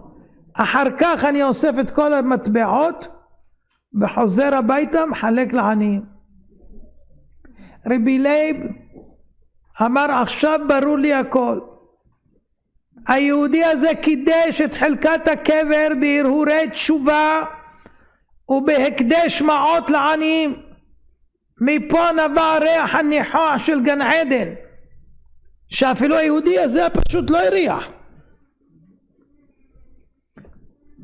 אמר לו תשמע, חשקה נפשי במקום הקבורה המקודש על הזה, תמכור לי אותו, אשלם לך במיטב כספי. סרב, לא ויתר לו רבי לייב. אמר לו אתה יודע מה, הצעה אחרת, חלקת הקבר מיועדת לנפטר אחד, אבל בדוחק אפשר לקבור 2 אנשים, תמכור לי מחצית ואני אתאמן פה במלאת ימיי ושנותיי. לזה כן הסכים היהודי הפשוט, מכר לו מחצית, אבל אמר לו תחתום לי בשטר התחייבות שאני לא אנושל מחלקתי. חתם לו. עברו מספר שנים, ביום כ"א בטבת תק"ל הסתלק רבי לייב המוכיח המגיד לבית עולמו, וביקש מהחברה קדישה לפני שיקברו אותו בחלקת הקבר הזאת. ועכשיו מה קרה? עוד צדיק חשקה נפשו באותה חלקה. מי? הקדוש רבי יעקב יוסף מפולוניה, בעל התולדות יעקב יוסף, שהוא היה ידידו של רבי לייב מוכיח, אבל כשהוא התעניין אצל החברה קדישא אם החלקה פנויה, התברר שהיא לא פנויה כלל. היא שייכת כבר שנים רבות ליהודי פשוט. הוא נעתר לבקשה של לייב ומכר לו מחצית, והשנייה הוא שומר לעצמו. רבי יעקב יוסף לא אמר נואש, ניגש ליהודי, ביקש שימכור, לא הסכים, והציג לו את השטר התחייבות של רבי לייב. איך אני אוותר על החלקה שבאוהל? הרי רבי לייב התחייב לי שאני לא אפגע ואני אזכה להיקבר לצידו. היה פתרון לרבי יעקב יוסף, אני מבטיח לך שחלקך לא ייפגע, תמכור לי את החלקה וגם אני אתחייב לך בכתב שגם אתה תתאמן באוהל בבוא העת לצידי ולצד רבי לייב מוכיח. שמע היהודי, נתן הסכמה, חתם לו גם, ונפרדו לשלום. אחרי תקופה הסתלק התולדות לבית עולמו, תמנו אותו שם ליד רבי לייב מוכיח. חלפו שנים, ויום פקודתו של היהודי הפשוט הגיע. החברה קדישא הוזעקו למיטתו בהיותו גוסס, והוא שלף להם את ההבטחה הכתובה של שני הצדיקים ואמר אל תפרו את ההבטחה של הצדיקים שאני אקבר לידם. עצם עיניו ונסתלק לגנזי מרומי. עכשיו הייתה בעיה של ממש. האוהל לא מכיל יותר משתי חלקות, אין מקום לקבורה שלישית באוהל. עמדו עובדי עצות, לא ידעו איך להכריע. העיר המתה, סערה, כולם מדברים בעיר על מה שקרה. החברה קדישא עלו לבית של רב העיר פולוניה, הרב אברהם דוב אוירבך, החתן של התולדות יעקב יוסף, להתייעץ איתו. האזין להם ברוב קשב, ביקש את שני כתבי ההתחייבות שחתמו שני הצדיקים, ואחרי שהם נענו לבש את המעיל, חבש את הכובע ויצא משם. הלך לאוהל, הניח על המצבה של רבי לייב את שטר ההתחייבות שחתם עליו, ועל המצבה של בעל התולדות שטר התחייבות שחתם עליו, ואמר להם צדיקים קיימו ואשרו את שטרותיכם. ביקש מהציבור לעזוב את האוהל, עשו כבקשתו, ולתדהמתם עבור שעה כעבור שעה חוזרים החברה קדישא לאוהל, כל הכתלים זזו ממקומם והרחיבו את גבול האוהל, ונוצר מקום קבורה נוסף, וקיימו את הצוואה של הצדיקים וקברו את היהודי הפשוט לצידם. אתם שומעים דבר כזה? הרי זה לא יאומן כי יסופר. יהודי פשוט עושה מעשה לפי שכלו, עושה ציור עם מטבעות בשביל לזכור את יום המיטה, אומר את המשנה, מחלק את המעות ומקדש את המקום בקדושה של גן עדן. בית קברות, בבית קברות קדושה של גן עדן. מי חולף? רב לייב. מריח את זה, עושה את כל המאמצים ולא מוותר להיקבר שם. עובר אחריו בעל התולדות, גם הוא לא מוותר, וקונה עוד חלק, ועכשיו אין מקום.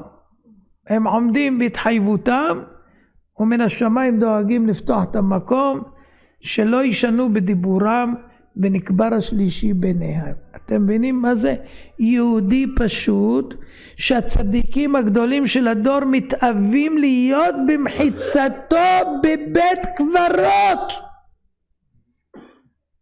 מה יהודי עם כוונות טהורות יכול להשפיע על מקום? אל תזלזלו בשום מעשה שלכם, ובפרט אם הוא אמיתי. אם הוא אמיתי. אני מתקרב לסיום, ואני נותן לכם עוד כמה פושים אחרונים.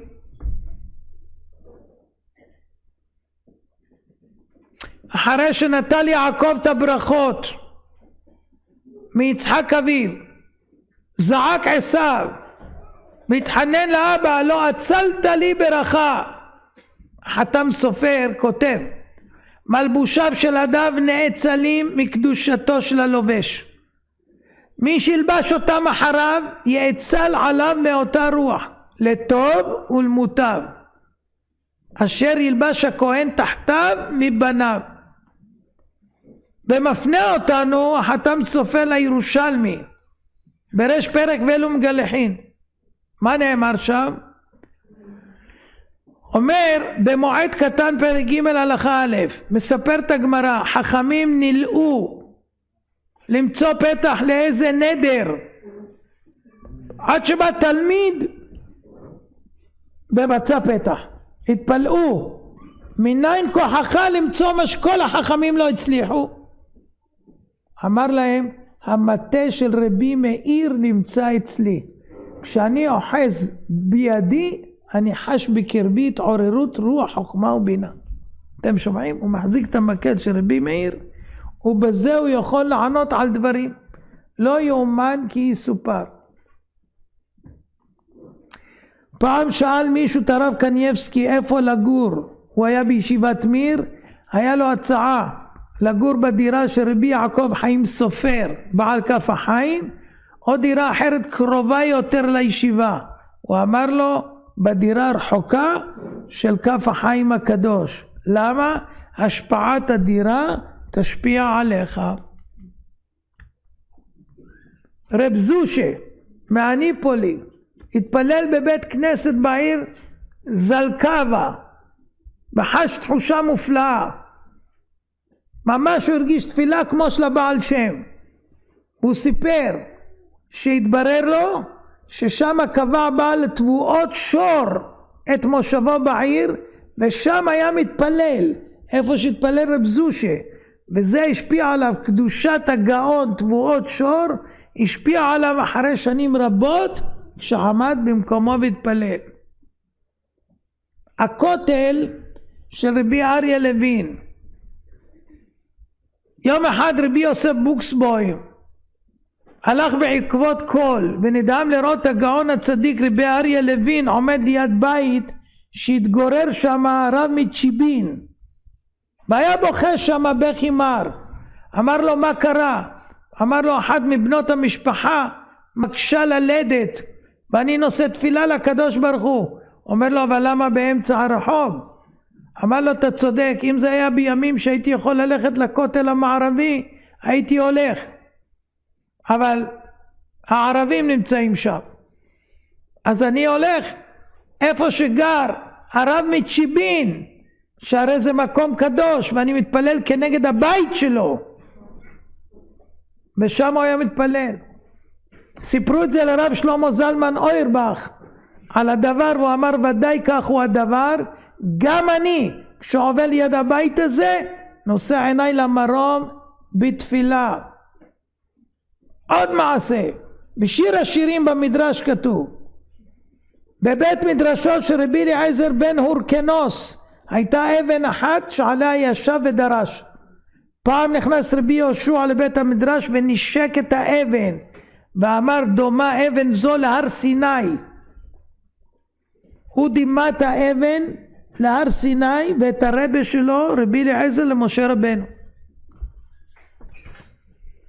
אשתו של החפץ חיים פעם לפני שהם היו צריכים לעלות לארץ הקודש כמתוכנן, נתנה לשכן איווה נגוי את השולחן הישן שהיה להם, וכששמע החפץ חיים בכה, איך את נותנת לו את השולחן שלמדתי עליו כל כך הרבה תורה, לגוי הזה השכן. הוא לא ביטל את מה שעשתה, אבל כאב לו מאוד מאוד איך זה נופל בחלקו של גוי. תארו לכם מה זה שולחן שלמדו עליו. כשנתנו לו סידור של אמא שלו, היה בוכה בוכה בוכה, אומר, בזכות הסידור הזה אני החפץ חיים. מה הבכיות של אמא שלי בתוך הסידור הזה. תארו לכם מה סופג כל דבר.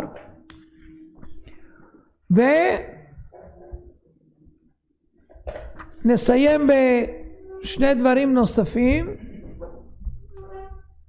מאמר דוד המלך בתהילים, כל אדוני יחיל מדבר.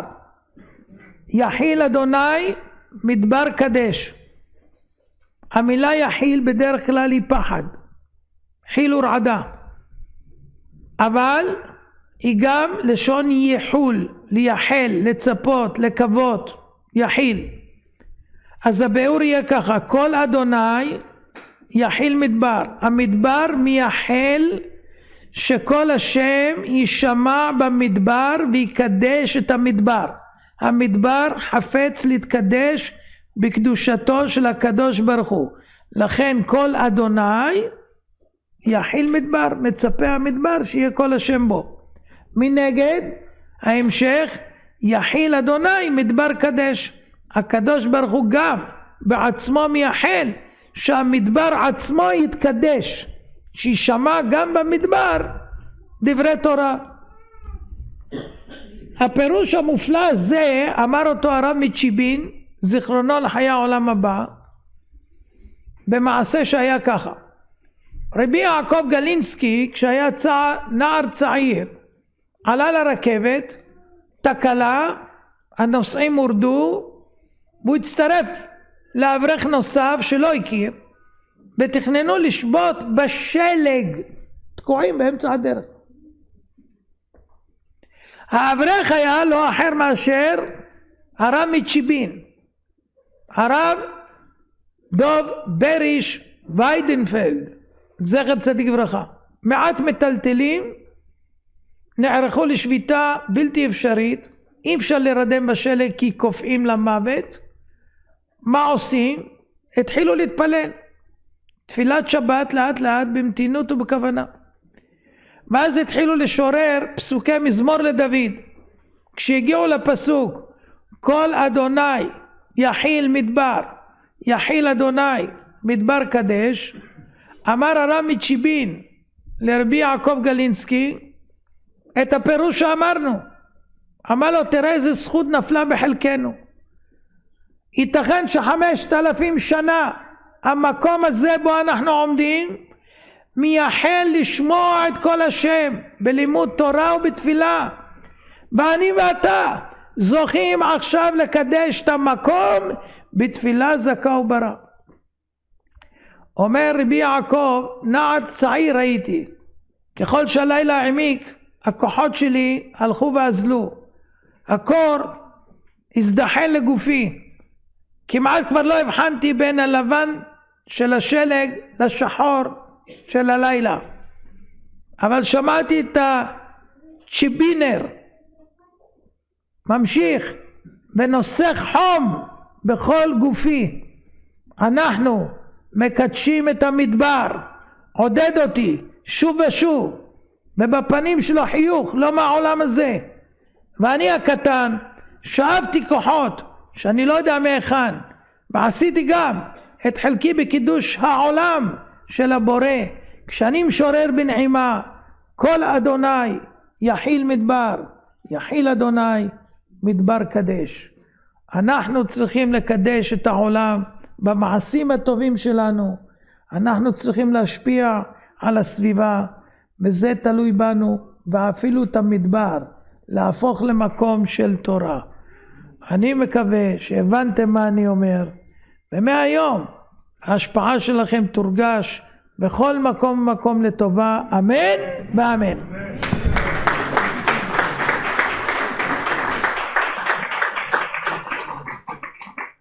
תן לאישה שמה שרצתה לומר.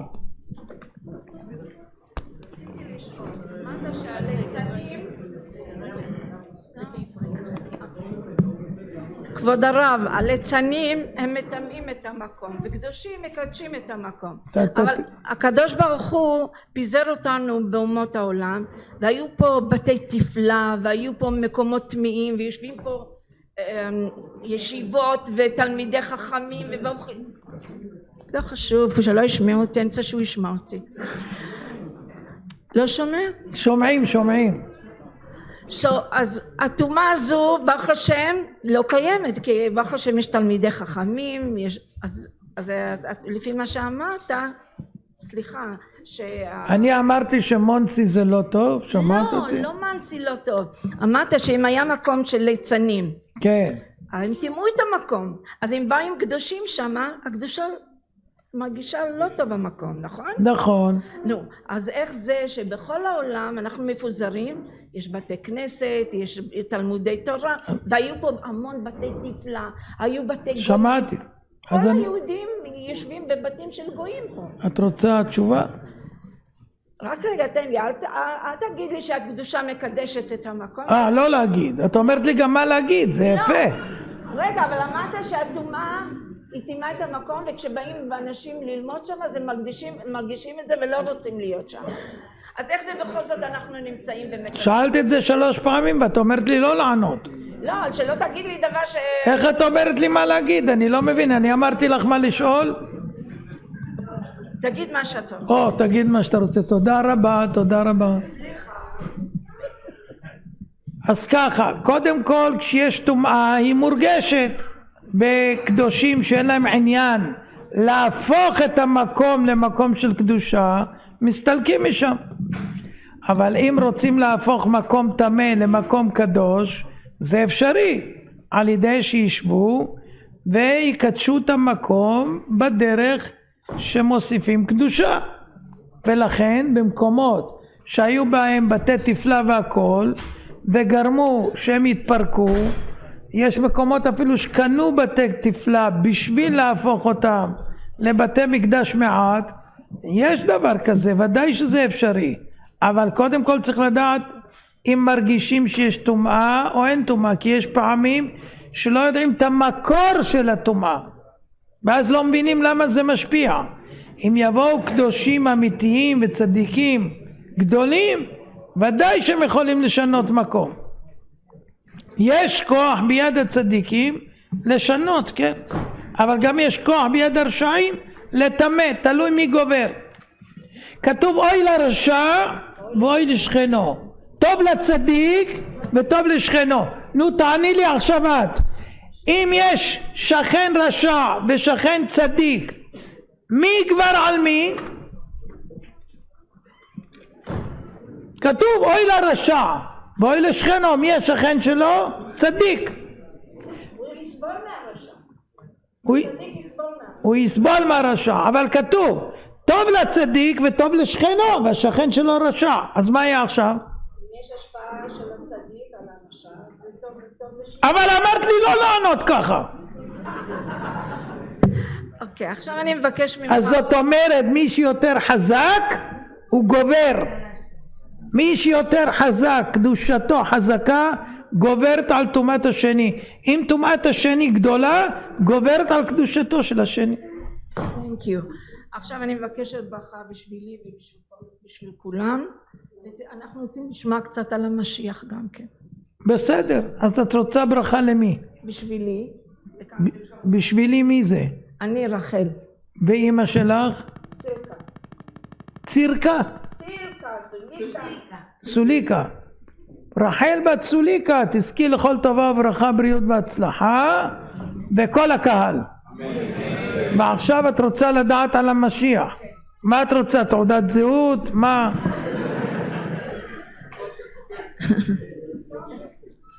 כן? רוצים לדעת מה הולך מבחינה רוחנית מהצדיקים, מה הם רואים בהסתכלות. אנחנו יודעים שאנחנו מאוד קרובים. אני לא פגשתי צדיקים שרואים. כן נכון, אומרים שהצדיקים זה הזמן מקורב מאוד מאוד. לא הבנתי, אבל אני לא ראיתי ולא פגשתי צדיקים שרואים מתי הוא בא. את מכירה כאלה? תפליא אותי. לא מתי הוא בא, הם מדברים על זה שאנחנו בתקופה שמאוד קרובה לגמר. ברור שאנחנו קרובה. חפץ חיים לפני 100 שנה אמר שכל הסימנים שמובאים במסכת סוטה כבר התקיימו, זה הכל תלוי רק ברצון הבורא לשחרר אותו כמו שאומרים. למה? כי עם ישראל כרגע לא במצב שקרוב לדור שכולו זכאי, אנחנו קרובים לדור שכולו חייב, והקדוש ברוך הוא רוצה לזכות כמה שיותר רשעים שיחזרו בתשובה, לכן יש גל של תשובה גדול בעולם בעשרות שנים האחרונות, וכל זה בשביל שיזכו שלא יקבלו פניו אנשים שלא יודעים בכלל כלום. אז לכן זה עדיין מתעכב.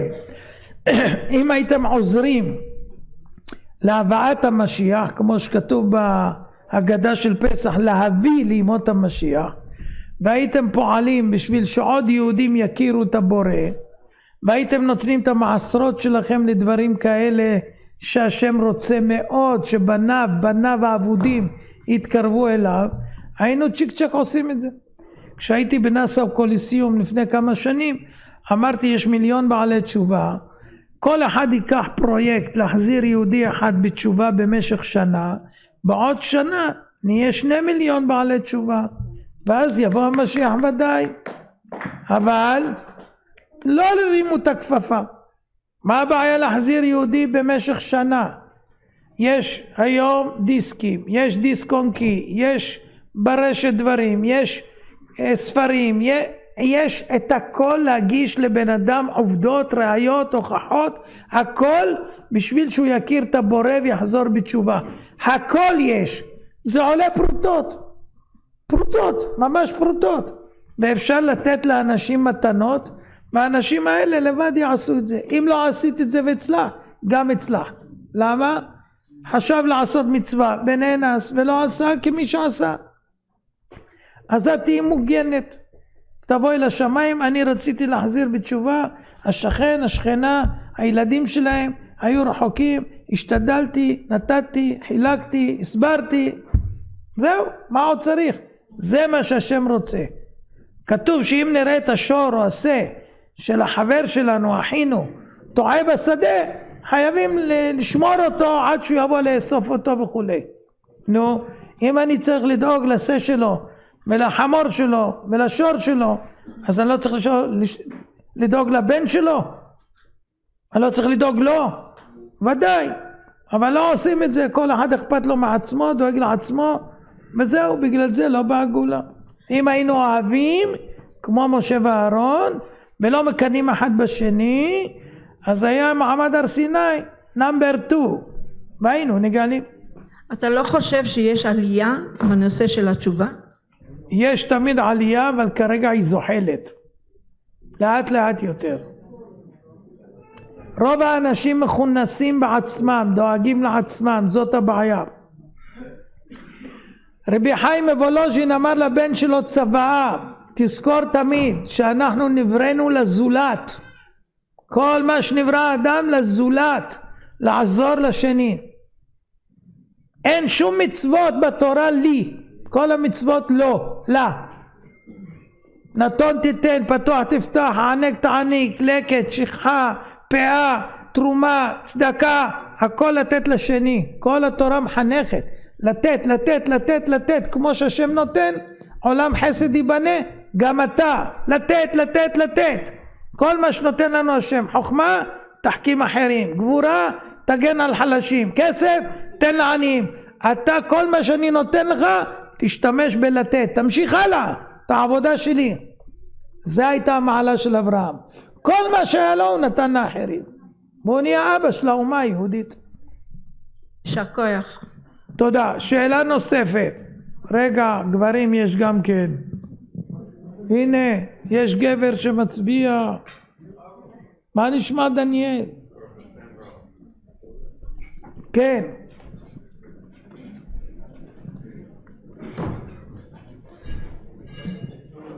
ככה? ככה, כן. ערב טוב. בנושא של הכשרות שהרב מדבר, האם זה גם כולל את העדה החרדית בירושלים? כולם, כולם, כולם, כולם. גם הרב שטרנבוך בהנהגות שלו כותב שאין לסמוך על שחיטה תעשייתית. אז פשוט אין בשר לסמוך, אין. אוקיי. I'm very sorry. אוקיי, מבין. בנושא של הרב הבטיח לפני כמה שנים שדור ראי יחזור הביתה, בינתיים אני לא רואה את זה, בינתיים הוא רק הולך וגובר. אתה צודק, הבן אדם הזה הצליח מה שאי אפשר להבין. בהתחלה הוא גנב והחזיר אותו בחזרה. מה? הוא מדבר על דור ראי, יש אחד מש"ס שמה שהוא אחראי על הכל, אתה מכיר אותו? לא משנה, נו זה... בקיצור, ועכשיו אחרי שהוא שם עוד פעם אז הוא חזר להיות שר האוצר, זה מומחה גדול, הוא מצליח לעבוד על כולם. עכשיו מתנגדים קצת שהוא יהיה שר, בוא נראה מה יהיה. אבל תשמע, מי שהטבע שלו הוא כזה, והרב עובדיה אמר עליו הוא גנב, הוא שקרן, הוא רשע, מן הסתם הוא יחזור למקומו. ומה הרב יכול לדבר בנושא של החיסול? אני מקווה שכולם כבר מבינים שהחיסון הוא חיסול והוא מחסל אנשים. אתם רואים כמה אנשים מקבלים דום לב בגיל 30-40 ומתים ונופלים. 1660 כבר ספורטאים בגיל זה מתו על המגרש בתוך שנה-שנתיים. זה רק מהחיסולים. זה דברים שהיום ברורים.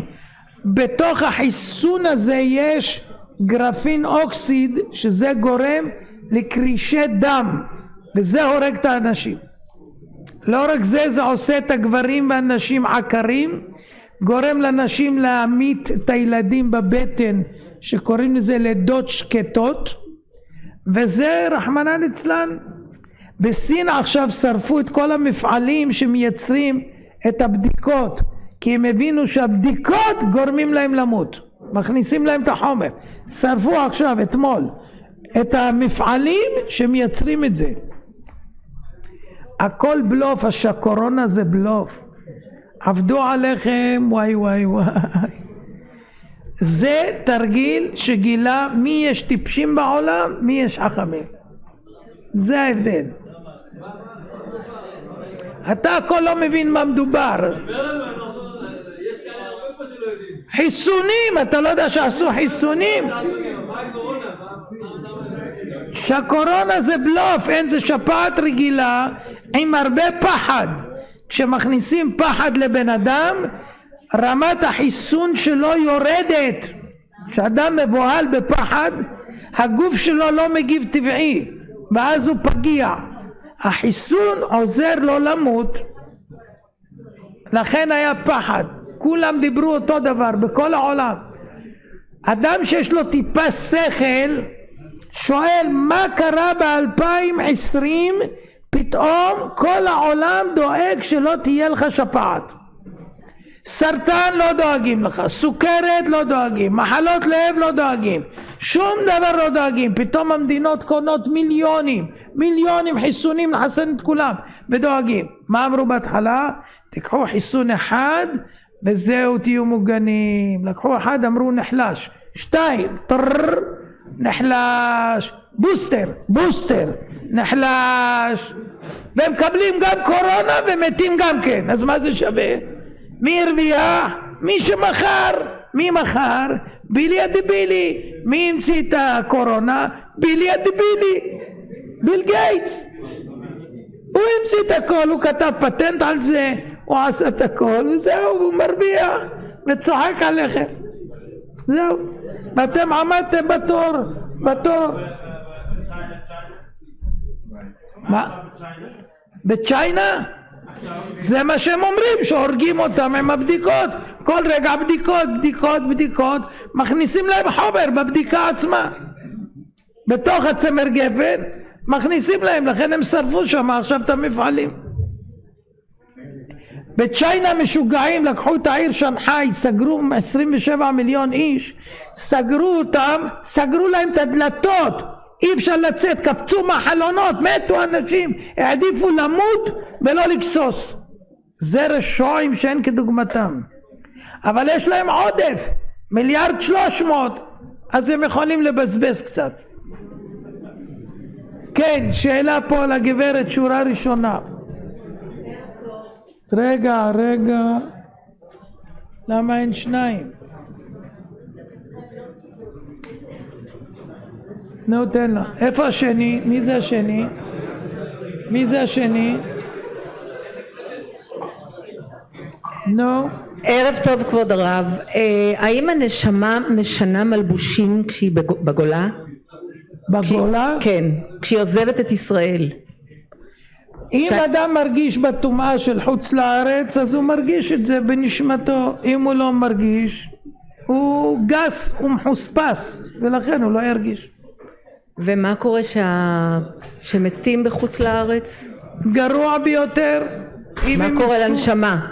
אם הנשמה עולה, הגוף נשאר למטה, וכשתהיה תחיית המתים, אם זכאי האדם או האישה לקום, יצטרכו לעבור גלגול מחילות במשך חודש מתחת לאדמה. ניסית פעם לחפור מתחת לאדמה ולהתקדם? לא, תודה. כן. זה בגלל שהיא נקברה בחול? נכון. הבנתי. מה קורה לתרומה של רשע? שהוא קורה? מאוד נדיב. תרומה. נו, מה קורה? מה קורה לו? מה קורה? זה מכפר על העוונות שלו? לא, על הרשעות שלו? לא, מה קורה לו? יש לו זכות של תרומה. זה הכל? זה הכל. זה יכול להגן עליו גם מפני גזירות כלשהם, אבל רשע הוא נשאר רשע, המהות שלו לא משתנה. הבנתי. בסדר. כן, שאלה נוספת. תן לגברת פה שורה שנייה. תן לה. אז אם בן אדם גר במקום מאוד טמא והוא חוטא, אז זה לא אשמה שלו. אם האדם בעצמו גם חוטא, אז הוא מוסיף עוד טומאה למקום שהוא טמא, וכמובן שהטומאה הקיימת עוזרת לו גם כן להטמא. אבל ידונו אותו על מה? קודם כל למה באת על מקום טמא? לא ידע. שיקגו? הוא לא ידע. לס וגאס? הוא לא ידע. מה, הוא לא יודע מה יש שם? אם הוא החליט לגור שם, אז הוא יודע שזה מקום טמא. ואחרי זה, אם הוא עשה עוד עבירות, אז הוא טמא ומטמא את המקום, פלוס הטומאה של המקום, וסיסו ושמחו. אבל איך הוא יכול להתגבר על הטומאה הזאת? יצא משם, מה פירוש? לא, יבוא למונסי. אז במונסי אין מקום טמא כזה. כמו בשיקגו? אני לא חושב. אולי יש בסתר, אני לא יודע. כן, תני לאישה לידך, כן. My name is Shaina Rogel Basaraimenu. No. And please, I want to ask you for tefillah for me and my family. I have a situation medical. Tomorrow I need to go with the doctor for surgery, big surgery. And also my son no have yeshiva now for question they no speak good Yiddish, no speak good English, and my son need yeshiva. Please. מה השם שלך? What's your name? Oh, my name is Shaina Rogel Basaraimenu. שיינה רוחל, בת שרה אימנו, תזכי להצליח בניתוח. ומיין. והבן שלך מה השם שלו? יורסן. ומיין. What's his name? Oh, es Levi Isaac. לוי יצחק. בן אברהם אבינו, יזכה לישיבה, לגדול בתורה ויראת שמיים. ומיין. Thank you, רבי. כן, שאלה. תן לגברת שמה שעומדת. תני לה שמה. שם מאחורה? כן.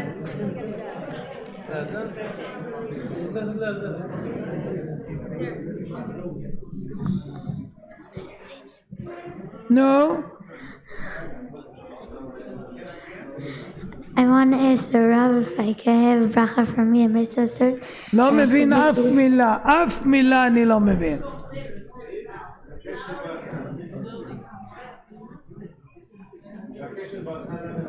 מי מהגברים רוצה לשאול שאלה? הנה פה תן לו. כן. תרים את היד. נו, תגידי. תן לה לדבר. תסתכל. נו. היא מבקשת ברכה לה ולאחיות שלה שיוכלו לשמור צניעות בקלות. תגידי את השמות. נעמי בת מרים. הלאה. נויה בת מרים, נו. תמר בת מרים, נו. ושרה בת מרים. יזכו לצניעות ולהיות בנות צדיקות. כן, דבר. איך עושים שיהיה בקדושה המקומות כאן? איך מרבים בתורה, מצוות וגמילות חסדים. אם עושים זאת, זה מספיק אפילו להציל ממלחמת גוג ומגוג. תורה הרבה, גמילות חסדים הרבה. רבי אליעזר אומר, מציל מגוג ומגוג. כן, שאלה אחרונה, תן לו לבחור שמה. כן, האברך הזה שאל על השחיטה. כן. איך יכול להיות שכל קהל ישראל אוכלים בשר, וכבוד הרב אומר שזה לא קשה? איך יכול להיות שבמונסי היה בן אדם שמכר לכם בשר במשך עשרות שנים, ואכלתם נבלס וטרייפס ושאוכל של גויים, ואכלו אדמו"רים ורבנים וראשי ישיבות ובחורי ישיבות והכל, ואיך אכלו בלוס אנג'לס אותו דבר וגילו אחרי עשרות שנים, ואיך בגרמניה גילו ששם גם כן עשרות שנים מכרו להם בשר של גויים והכל. ככה זה עובד. אז מה אנחנו נעשה? לא אוכלים. כבוד הרב לא אוכל? אני אוכל משחיטה מיוחדת פרטית שמתוך 100 בקר יוצא לי 1 או 2. לנו אין לנו הכסף על זה. אל תאכל, כמו שאני לא אכלתי 7 חודש לא אכלתי, כי לא היה, אכלתי דגים. יש הרבה דגים באוקיינוס והם שוחים עד לשולחן של כל יהודי. יש הרבה רבנים. אז מה אם יש רבנים? אבל הבאתי לך עובדה. הם אומרים שזה קשה. אבל הם אמרו גם על זה שהאכיל אתכם נבלות, הם גם אמרו שאפשר לסמוך עליו. מעשה כזה היה... אני יודע. היה לפני כמה דורות. מה זה משנה? אבל החתם סופר בעצמו אמר שיצר הרע היום לא צריך להחטיא כל יהודי, הוא לוקח את השוחטים וגומר על כולם. לפני 100 שנים היה כזה. אני אומר לך במונסי לא מזמן. אבל לפני כמה 100 שנים היה כזה, וכל הרבנים... לא, אני מדבר פה לפני... והיה גם 15 שנה. ברור. אז תקשיב, איך רבנים אמרו לאנשים לעשות חיסון ושולחים אותם למות? איך רבנים אומרים? נו תגיד לי. מי אומר שזה אמת? לא אמת? תיקח עוד גבת שלי, קח. אני לא לקחתי. למה לא לקחת? אתה לא שומע לרבנים? אמרת רבנים, שכחת? שום רב לא אמר לי לקחת. לא אמר לך, בסדר. בכל מקרה תדע לך, אם אתה רוצה לאכול נבלס או טרייפס, תאכל באיזה הכשר שאתה רוצה. תדע שזה מה שאתה אוכל. למה? בשחיטה תעשייתית אי אפשר לעולם להוציא כשר אפילו. למה? יש מהירות של הליין, יש את הבעל המקום המשחטה, יש את היבואן, יש את בעל הסחורה, צריך לספק אוכל, חייב כל יום להיות מיליונים עופות, אם לא יהיה הסופר לא יקנה ממך, אתה חייב להביא כל יום. איך אתה יכול להתחייב שכל יום? איך אתה יכול להתחייב? זה גזירה שלא כל הציבור. אדוני, תגיד מה שאתה רוצה, אתה אוכל נבלס וטרייפס. לא עליי, זה על הרב. על כולם. תודה רבה לכם שהייתם. תודה.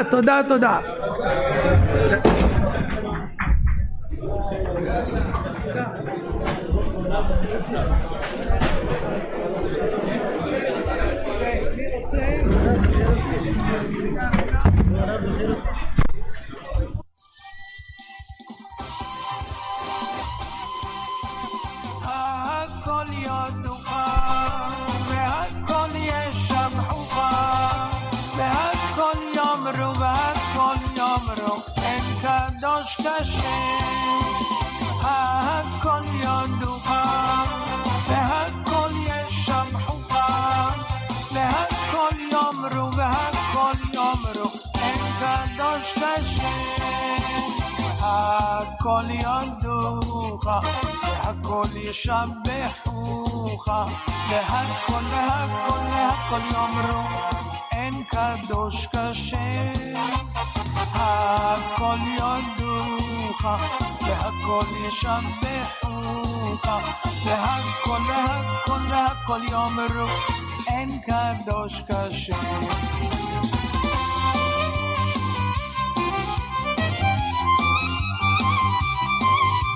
והכל יאמרו והכל יאמרו אין קדוש כשם. הכל יודוך, והכל ישבחוך, והכל יאמרו והכל יאמרו אין קדוש כשם. הכל יודוך, והכל ישבחוך, והכל והכל והכל יאמרו אין קדוש כשם. הכל יודוך, והכל ישבחוך,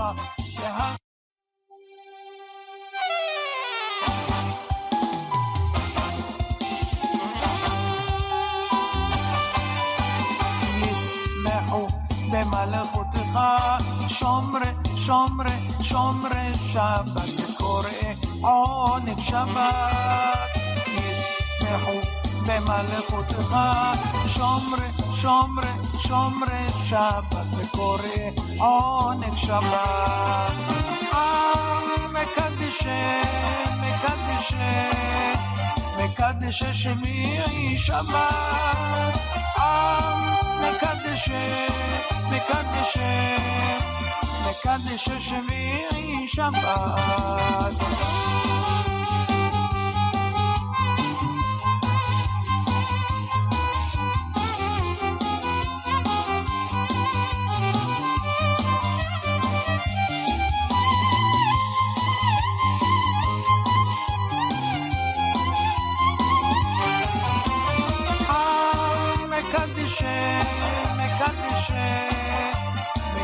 מקדשי שמי שבת. מקדשי